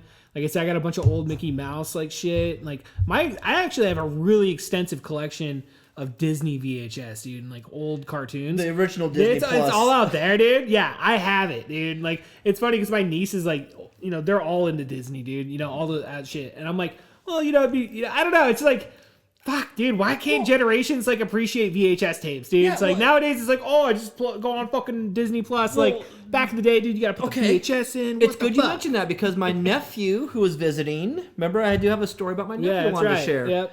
And this might be a little bit of a tear jerker. It's a beautiful story. So he just turned 15, and he was visiting up from Florida. He raised in New York, and in the last year or so, he's discovered music. That's cool. He's at that. He went from being like, you know, Mom and I are going to Disney World. Let's have some fun, get a pretzel, to, oh my God, what the hell is this? Like, this record's changing my life. You know, like how we felt the first time we started getting those records. We're like, now we still have that, just like it's rooted in us. I immediately think of like Nirvana's Incesticide, fucking Weezer's The Blue Album. I am so glad like those you are some of the mentioned- first like albums I ever bought, dude. I am so glad you mentioned Nirvana Incesticide because I fucking love that album. My dude. nephew went down the Nirvana rabbit hole during this period, and Incesticide became his favorite. And I had explained to him these are like B-sides and shit. It's still fun, dude. It's still really cool. Yeah. So when he was here, I let him raid my CD collection, and he took all my Nirvanas and stuff. And he asks me, because he's here for a month, and he says, hey, can we go to Aberdeen? I want to go to the bridge. I want to see pretty Kurt's cool. house. Hell yeah, dude. And I'm like, dude, that's like a 3.5-hour drive. Still worth it. I go- don't know. I go- If my kid asked me that, I'd be like, let's go, dude. I go, if we do it, we'll have to probably like leave way early in the morning, make a day of it, and then either stay somewhere nearby or start Just drive out to Ocean Shores at that point. Go hang out, dude. We Go to the beach. You give me a couple of days. Let me talk to your mom. We'll plan it out. You know, my sister. And the next day, a friend of mine from Ellensburg, his name's Mark Pickerel. He ran rodeo records and stuff and played drums in a band called Screaming Trees many years ago. And he puts up a post saying, hey, I'm playing with some buddy of mine named Chris Novoselic. He's doing a little fun little project, and we're going to play 3 days. First day is going to be Aberdeen. We're going to play Seattle. Then we're going to play Ellensburg. So I show That's pretty cool, dude. So I show my nephew the post, and I said, "How would you like to meet Chris Novoselic not once but twice?" And he goes, "You can't guarantee that." I go, "My friend drums for him.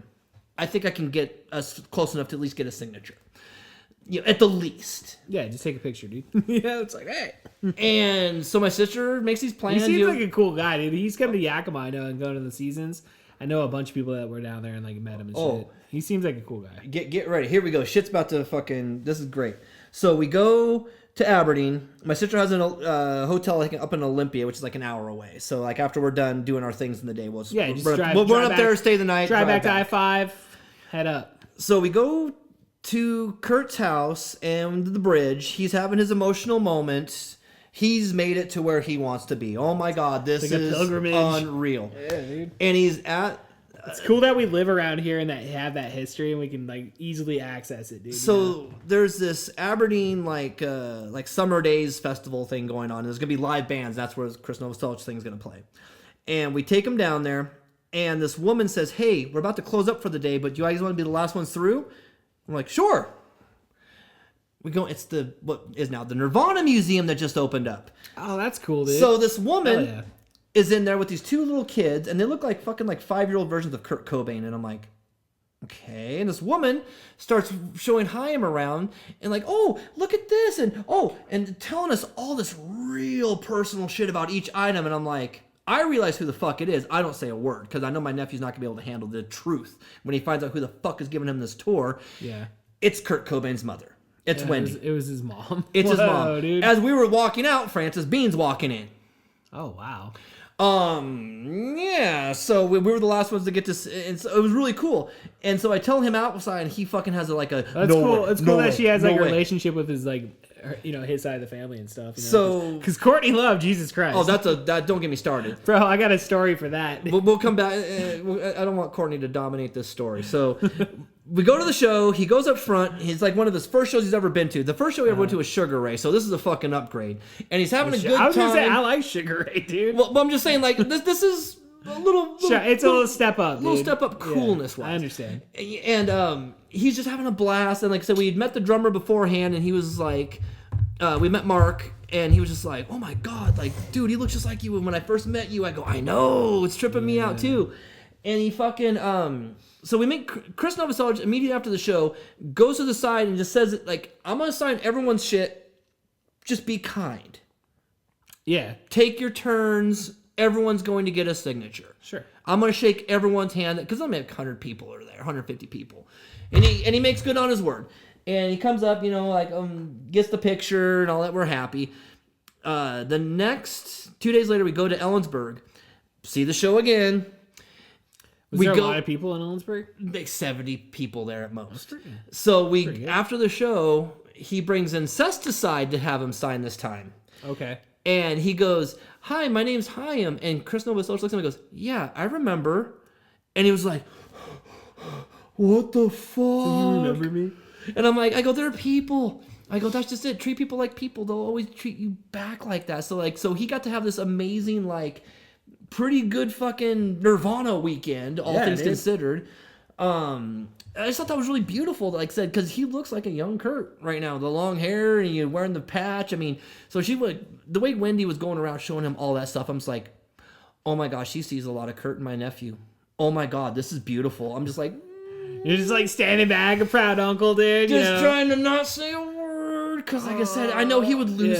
He would cry. Yeah. And that's why on the way out, I go, thank you, Wendy, just to kind of confirm. She goes, you're welcome. And I'm like, yep, that's what I thought it was. Holy shit, dude. I mean, you got a personal to her from fucking Kurt Cobain's mother, dude. And then like a year later, the place finally opened up. And I was like, oh my God, that is so fucking cool. Yeah, it's pretty bad. Oh my God. I mean, yeah, dude, that's something that your nephew's going to live with for the rest of his life. Yeah, because I know I got to experience that at his age, meet people that I thought were like untouchable in these bands, like Mark and stuff like that. And it's like, now they're like, I'm going to buy records from him in the 90s and stuff. We drive up to Ellensburg because we just turned 16. We need a place to go. Where are you going that's close by that's not, Wapato or Toppenish, so they didn't have the sweet pawn shops they did now. You go to Ellensburg. Yeah. And so we used to go to, because they had that rodeo record that he ran, and it was fantastic. He still runs a booth out there at the Thorpe Antique Mall.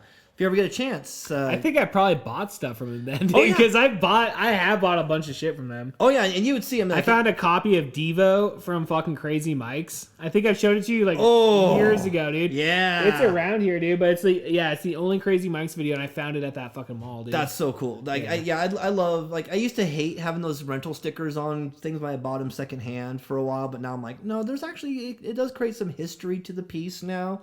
Like, to know that it was, like, at Meadowbrook Mall, 77, it has the address and shit. Oh, dude, yeah. If you go through my collection, dude, a lot of it's built off just old rentals. And it's just buying them, like, it's so cool because it's, like, from all these different, like, independent, video stores from all across the United States. I got something for you. What's up? So, you obviously are a secondhand shopper for VHS. Something I rarely find, and I found it twice last year. Okay. Porno. Yeah, we were talking about that off air. It's like I've looked into 80s porn. It's hard to find. So a friend of mine in Walla Walla just opened up a shop, Happiness. My buddy Brian opened it up, and I went down to go check out some shit because he bought some fixtures from me and stuff for his shop. Yeah. And he gave me as a present, he gave me Field of Dreams and Field of Wet Dreams.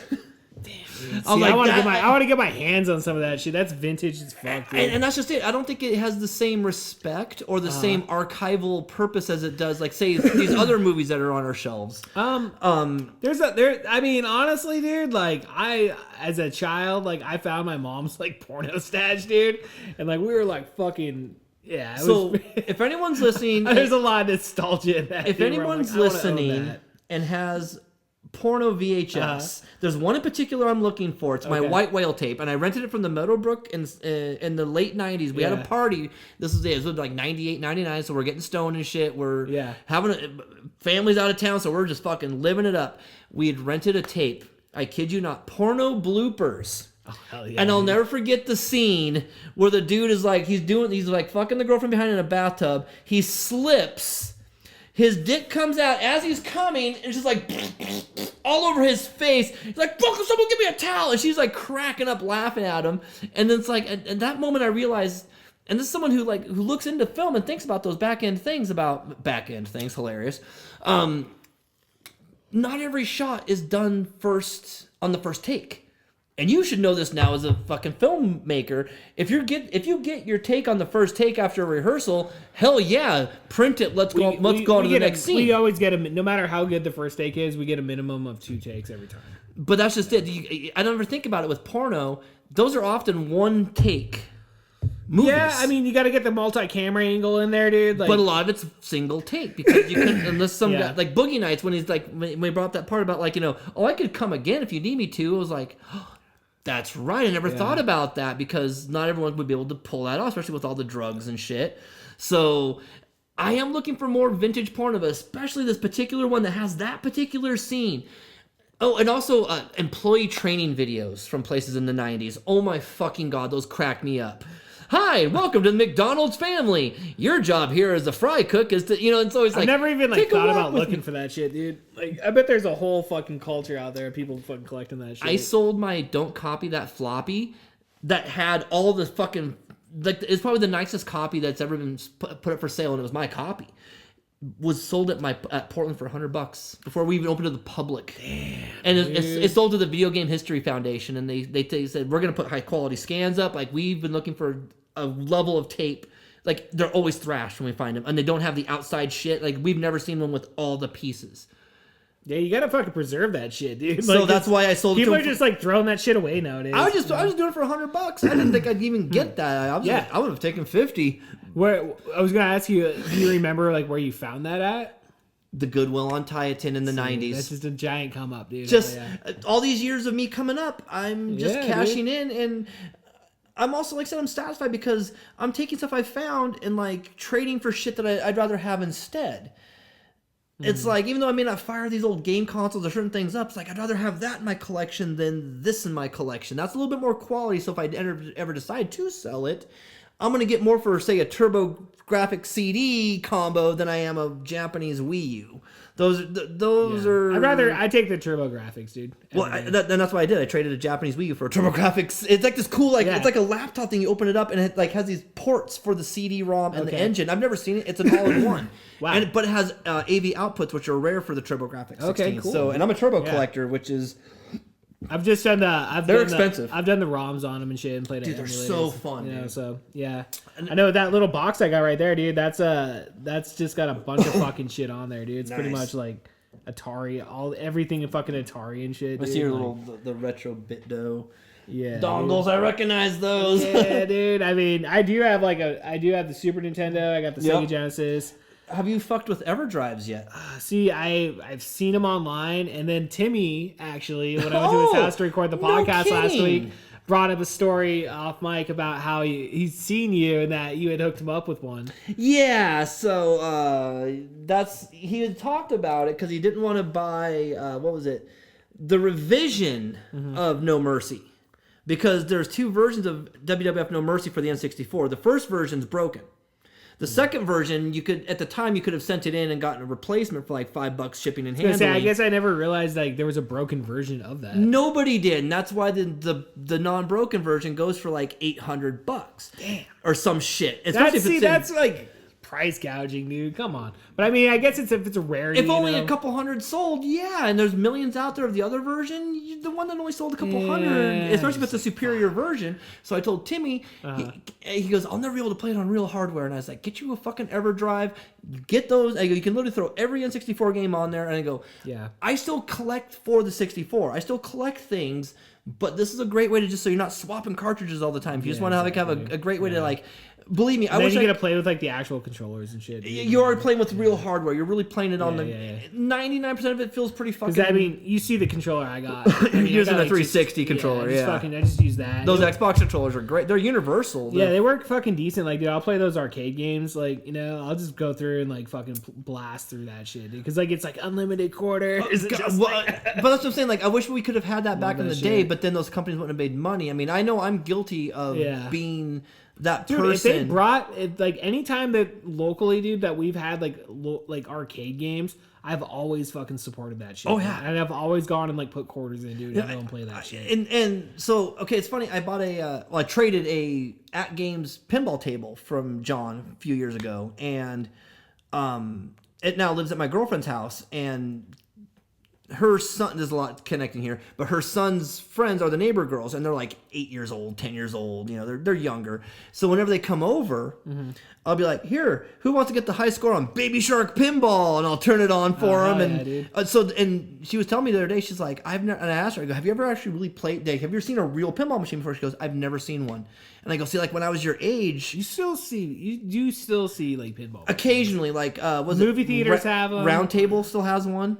There's always a pinball table. Miners still has a pinball table. Has one, yeah. But they're not like how it was. Every fucking place had one. That's a good point. Because Red Rob, we used to like I have so many memories of the old Red Robin here in Yakima, and like you turn it off and turn it back on, you get a free fucking game, dude. And as a kid running around that place, dude, that was like fucking Disneyland. Oh, dude. that arcade in the back was incredible. It was, dude. Or when kids would like not realize the quarter would actually fed back out, or it fell under the machine. You think they're like, oh, there's 2 free games. Hell yeah, dude. I remember they had the original Ninja Turtles game in there, dude. And I was just like, as a kid, dude, like you see it out there, like in my fucking foyer area, dude. It's like that was, dude, as a kid, dude, that was the be all end all. And then like I remember Burger Ranch actually off the Nob Burger Hill, Ranch dude. on Nob Hill, dude. That to me was the gold so standard, good, dude. Yeah, John and I were talking about that at Portland. About, really? Oh, that's so cool. Because I was telling Pat about Burger Ranch. Really? Because he's a big burger fan, and I told him, I go, Burger Ranch is the shit. I almost wore my Burger Ranch shirt to Portland one day too. God. Dude, that's so cool that you have a Burger Ranch shirt. Well, I'm friends with the owner of the one in Sewell. I didn't know that. I go there at least once a month, and I asked him one day, I go, dude, do you have any shirts for sale? And he's like, $20 good? I go, yeah. XL. Oh, yeah. So I have a maroon Burger Ranch worker shirt. Dude. I need to. Yeah, I don't know if that will be for anybody though. So okay. Well, I'll be like, hey, I know Brandon Huck. Can I get that $20 shirt? Give me that $20 Burger Ranch shirt.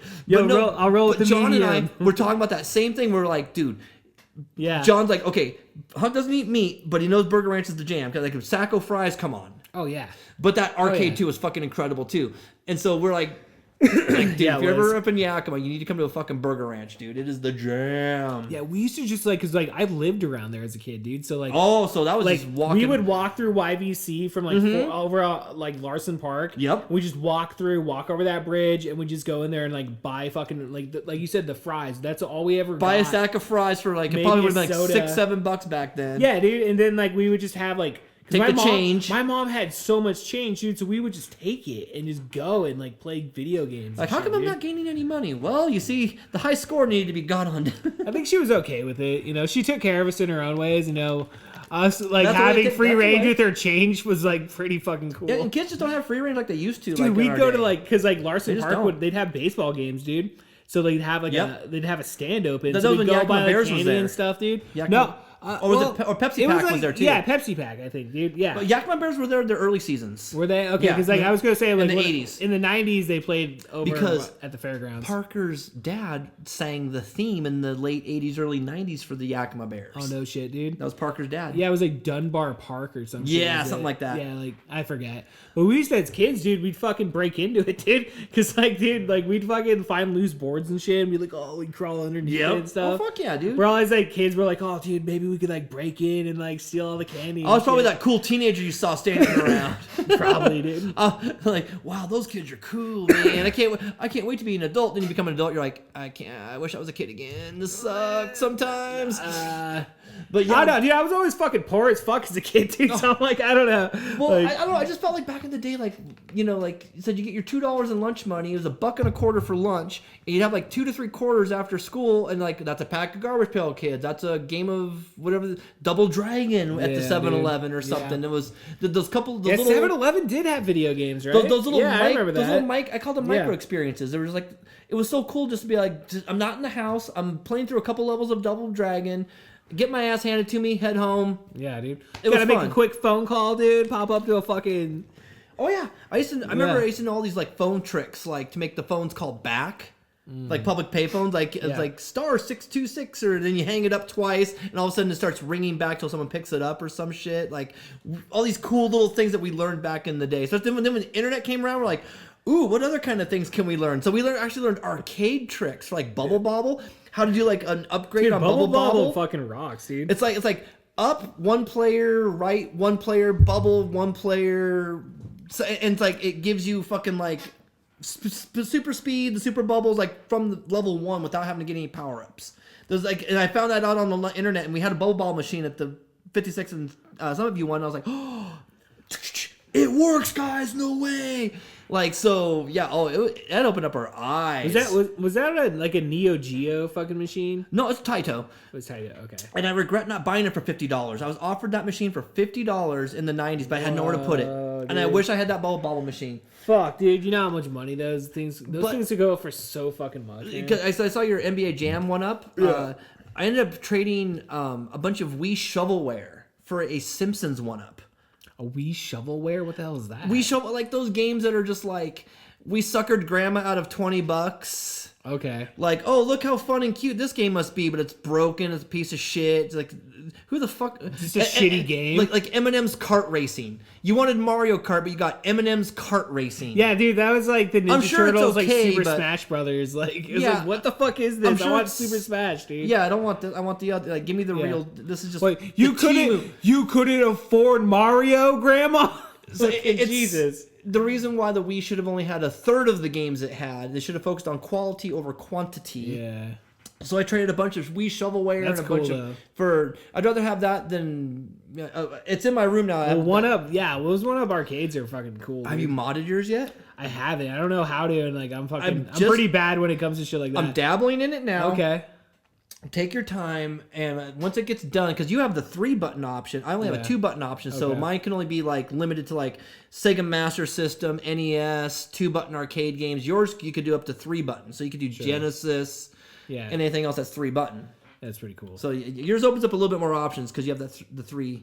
But yeah, no, it's cool. And mine had a trackball, so apparently I Yeah. could put Golden Tee on mine because that's Simpsons Bowling available. Okay. Yeah. Yeah, that's right. It does And my have Simpsons niece was bowling. obsessed. By the way, my Yeah. niece, she was on that fucking machine every Yeah. day. She's 11 years old. She knew you don't talk to me till I have my first sip of coffee, and I sit there and like, wait for it. What's your question? You know? And she's Yeah, like, I want to play Simpsons Bowling. And I'm like, Go for it. every day until she finally, like maybe 6th, 7th day she was there. She finally bowled her first perfect game. She's like, and Just walked away. but she was on it for. Yeah, that's cool. You gotta walk away with the perfect score, dude. You gotta know when. I was gonna say I had an experience with that One Up arcade on New Year's Eve, dude, because I went to like my Uncle Gary. They have this like huge like house up on Scenic, and they always invite like do big parties and shit, dude. All right. And so like it's nothing but a bunch of old people. They do all the Vintiques and shit around town. Okay. So it's like we're always like, you know, I'm 40. These people are like 60, 70 maybe, yeah, you know? maybe, And so yeah. like me and my youngest, we went there, and he's the cool thing about my Uncle Gary though is like he's got like a little arcade in there, dude. And he's got like some actual like decent shit. He's got like a stand up one, and it's just like it's like kind of modded, but it's like an old school mod though. Yeah. You know, and it's like fucking you just go through and you got like all the classics, dude, and shit. So you play all that. He's got like some like pinball and shit, but he has the Simpsons arcade. Nice. And me and my son played it all the way through, dude. And like I didn't play that game all the way through since like I don't know if you remember back in the day, like on the PS3, they had the X-Men arcade game and the Simpsons arcade game. Like, I remember I have fucking them all. I buying have that them shit, on. dude. I don't fucking have it anymore. I do have it. The good news is with PS3 is they're pretty easy to mod once you, like I said, pay attention. Like I said, don't come asking me questions. Just follow the YouTube tutorials. I'm too lazy. I got what I got. I'm fine. What I've always told people when you I start, can play the arcade version. when you mod anything, the trick is if you think you know what the fuck the next step is, you don't. That's why you're watching the tutorial videos. Yeah, dude. And I'm just gonna watch the same tutorial video Yeah. and tell you the same thing I just saw and Well, parrot it. that's just why like I fucking buy something like that, dude, and just like comes pre-installed, dude. And it's like it's pretty good. Like I watched that RG85. Do you ever watch him? I think he actually bought my Mighty Vinyl Fight. That's a Did whole he? other- Okay, I like, think he did.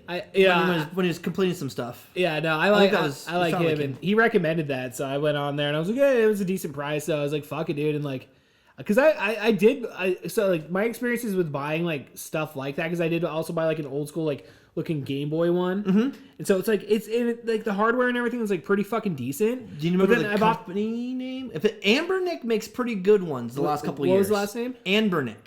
It was like Hank Kin or something. Oh I yeah, don't those fucking are. know. I have an Ambernick, and it Okay. looks like an old '90s Game Boy Color. Okay. But with a really nice little screen. That thing runs fucking GameCube, Dreamcast.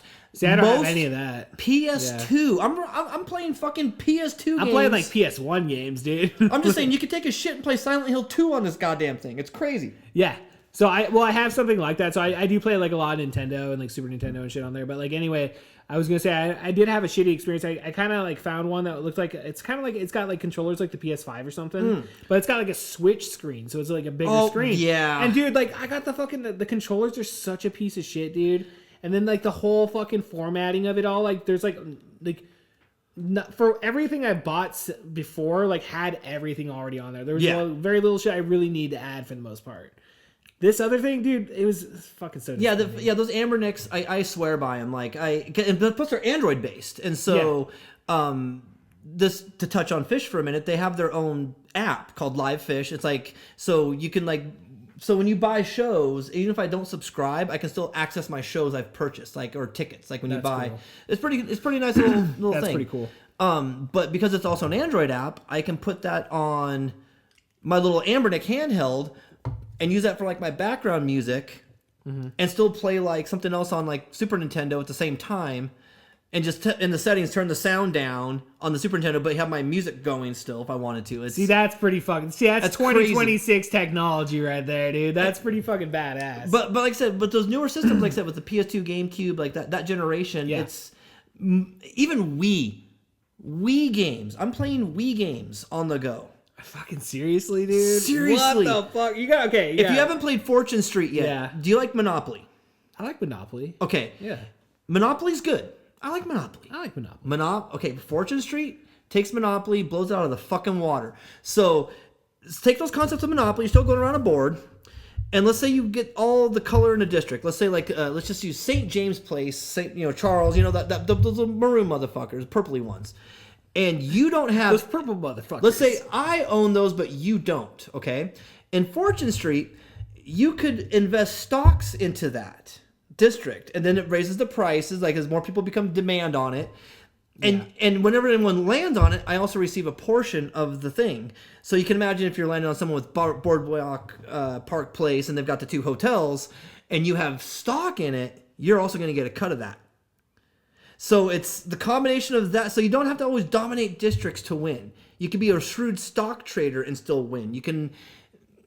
It still has that element of random chance, but there's not like Mario Party where you're just smashing on fucking buttons.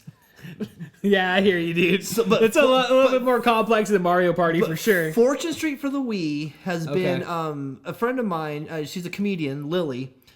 I'm gonna call you out on this, Lily. She's a former I love Lily. guest on the podcast that Noah listens to. Her known Lily for over 20, almost 30 years now. But she's never been like a gamer per se. Ever. She's never owned her own system to the best of my knowledge until she borrowed. I was playing Fortune Street with her sister, and she's like, "What the fuck is this?" And I'm like, she joins in on a game. Next thing I know, I've got to leave a Wii over there with 4 remotes.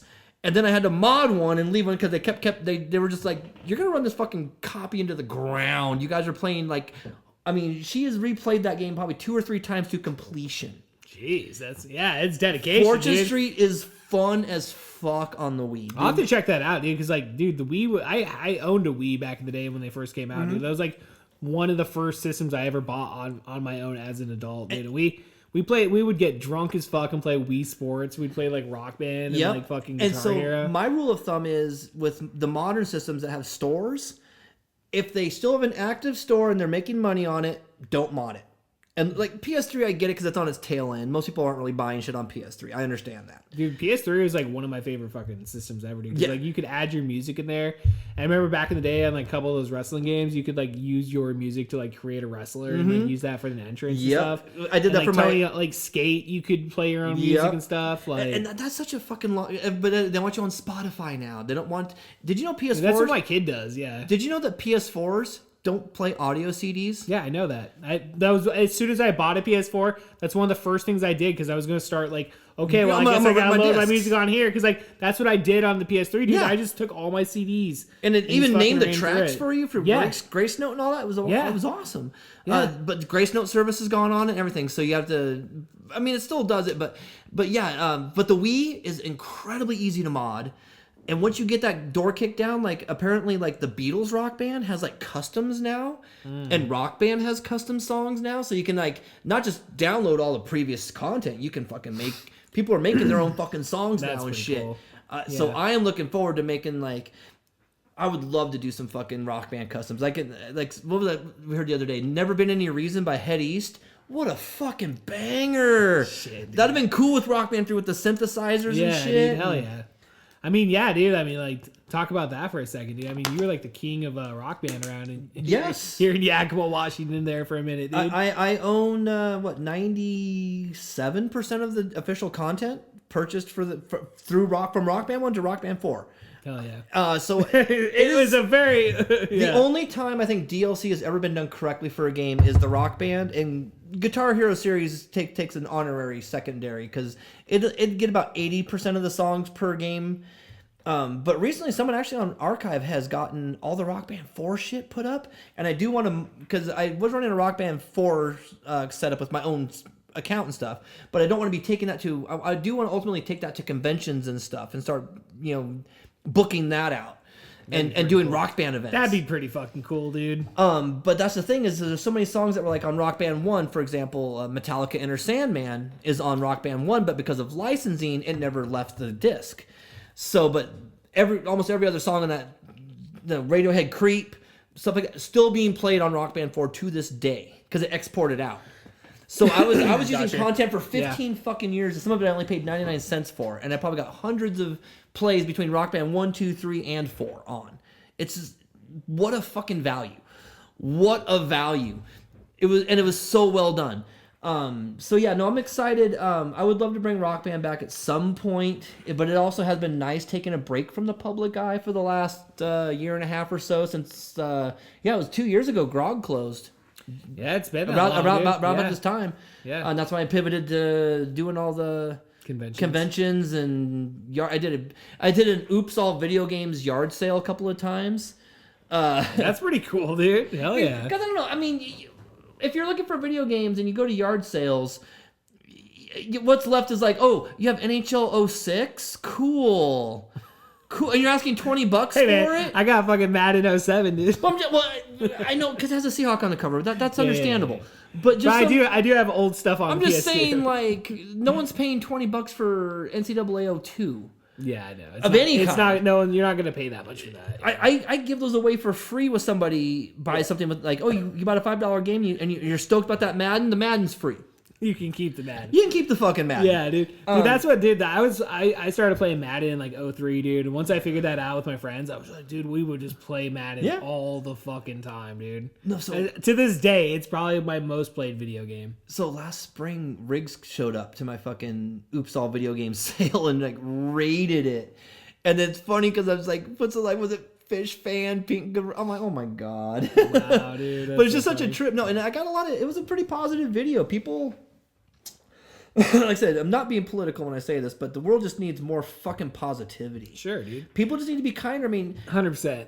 I'm just getting really tired of it doesn't matter what it is, if it's on a national level or just an individual, you're seeing it at a grocery store level. No matter what it is, just getting tired of people just being fucking pissy and like, because I've lived. Welcome to my daily life, bro. But, I mean, I work customer service, dog. I did too for many years. Yeah, and that's just it. Is I think everyone, including the customers, is just we all just need to tone it down a fucking Smoke notch. some fucking weed, motherfuckers. So there are some people I wish if it wasn't. I'm losing my mind, Brandon. Huh? If it wasn't so morally objective, like cruel.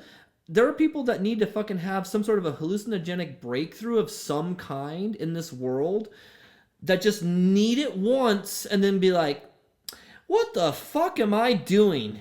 Sure.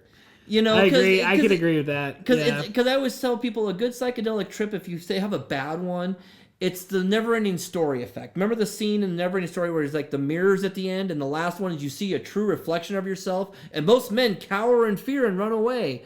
That's what a good trip can do for you, is it makes you look at yourself and you go, what the fuck is, why do I do certain things? It kills your ego, dude. And you're like, why do I act like that in certain aspects? And so you learn to adapt. You clean your life up in those moments, yeah. And like I said, for me to be excited about seeing, about 10 fish shows a year, Fuck yeah. These are my holidays. I spend like $100. I get a fucking half ounce of weed and we smoke through it all and we jam, we have fun, we vibe. It's the cool uncles at Thanksgiving that come back with a grin on their face after a walk before the meal. But now they play music for 3 hours. And so sit down, kid. We're gonna have a good time. I'm finding a lot of positivity in it. So they do have some good philosophical lyrics and stuff. I'm really enjoying. Like, surrender to the trick is to surrender to the flow. Holy shit! What a powerful fucking statement. More people just need to learn how to surrender to the fucking flow. Whatever you're in, just go with it. Sometimes you just need to not try to turn around like in a river and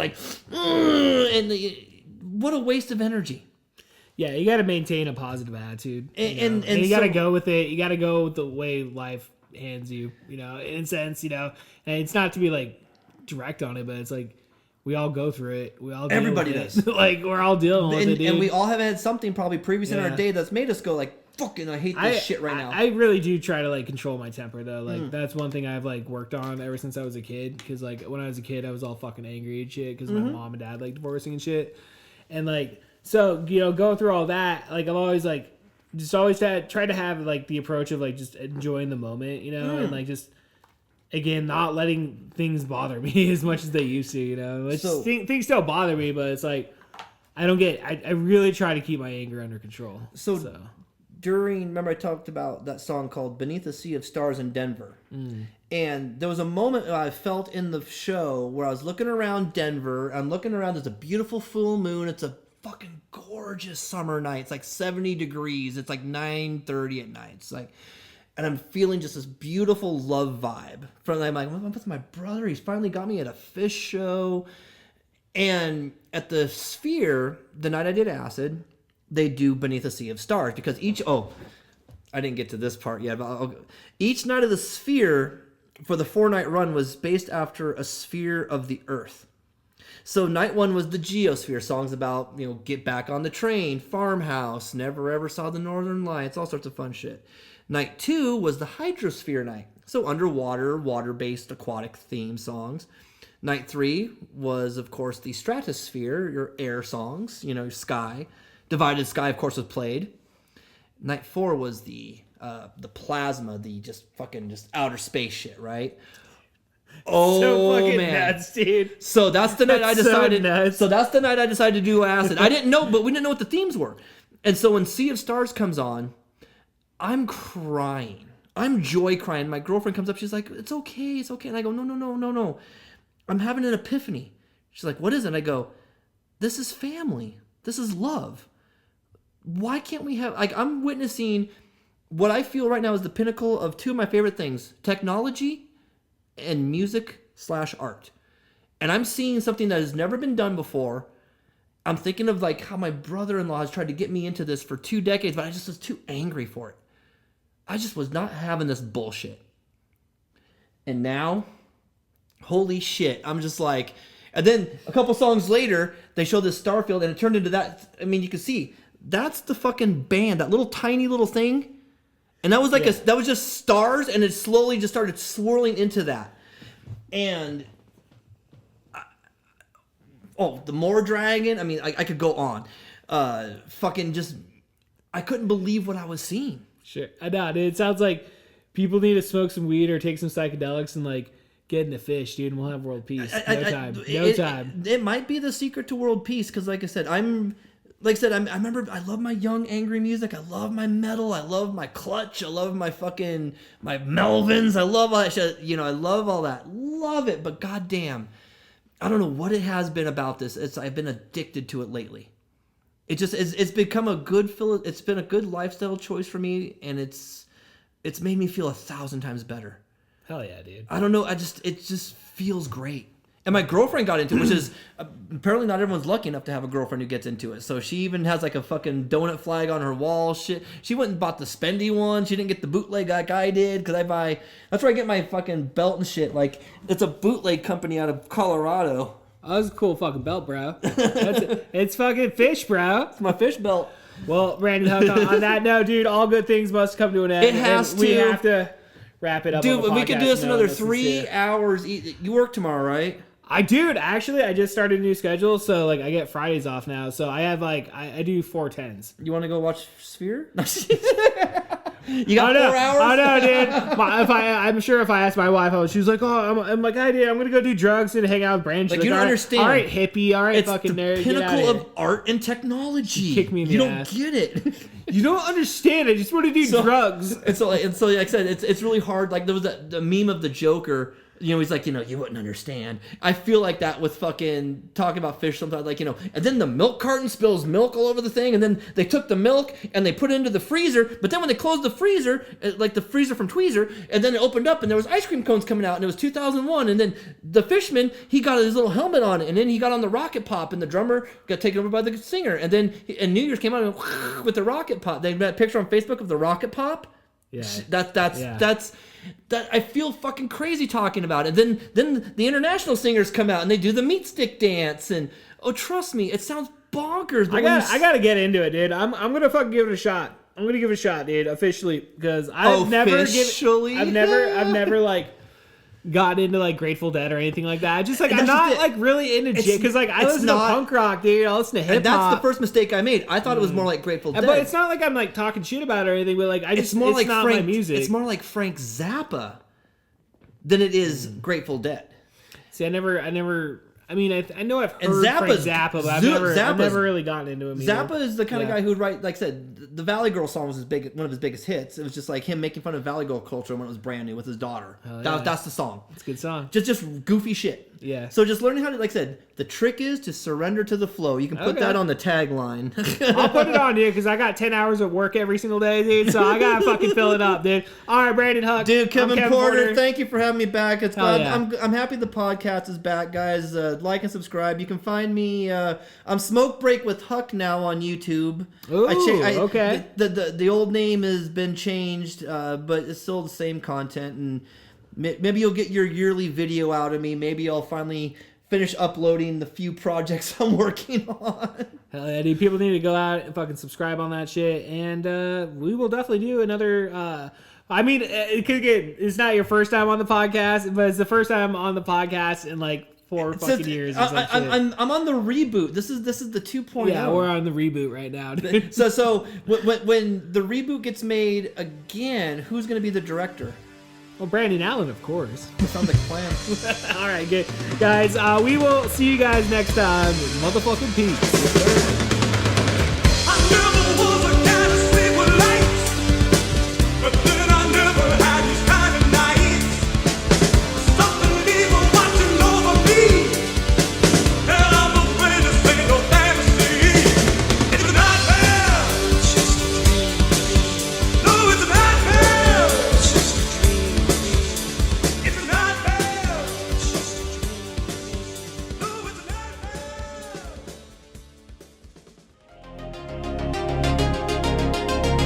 This podcast is brought to you by Channel 23 Productions.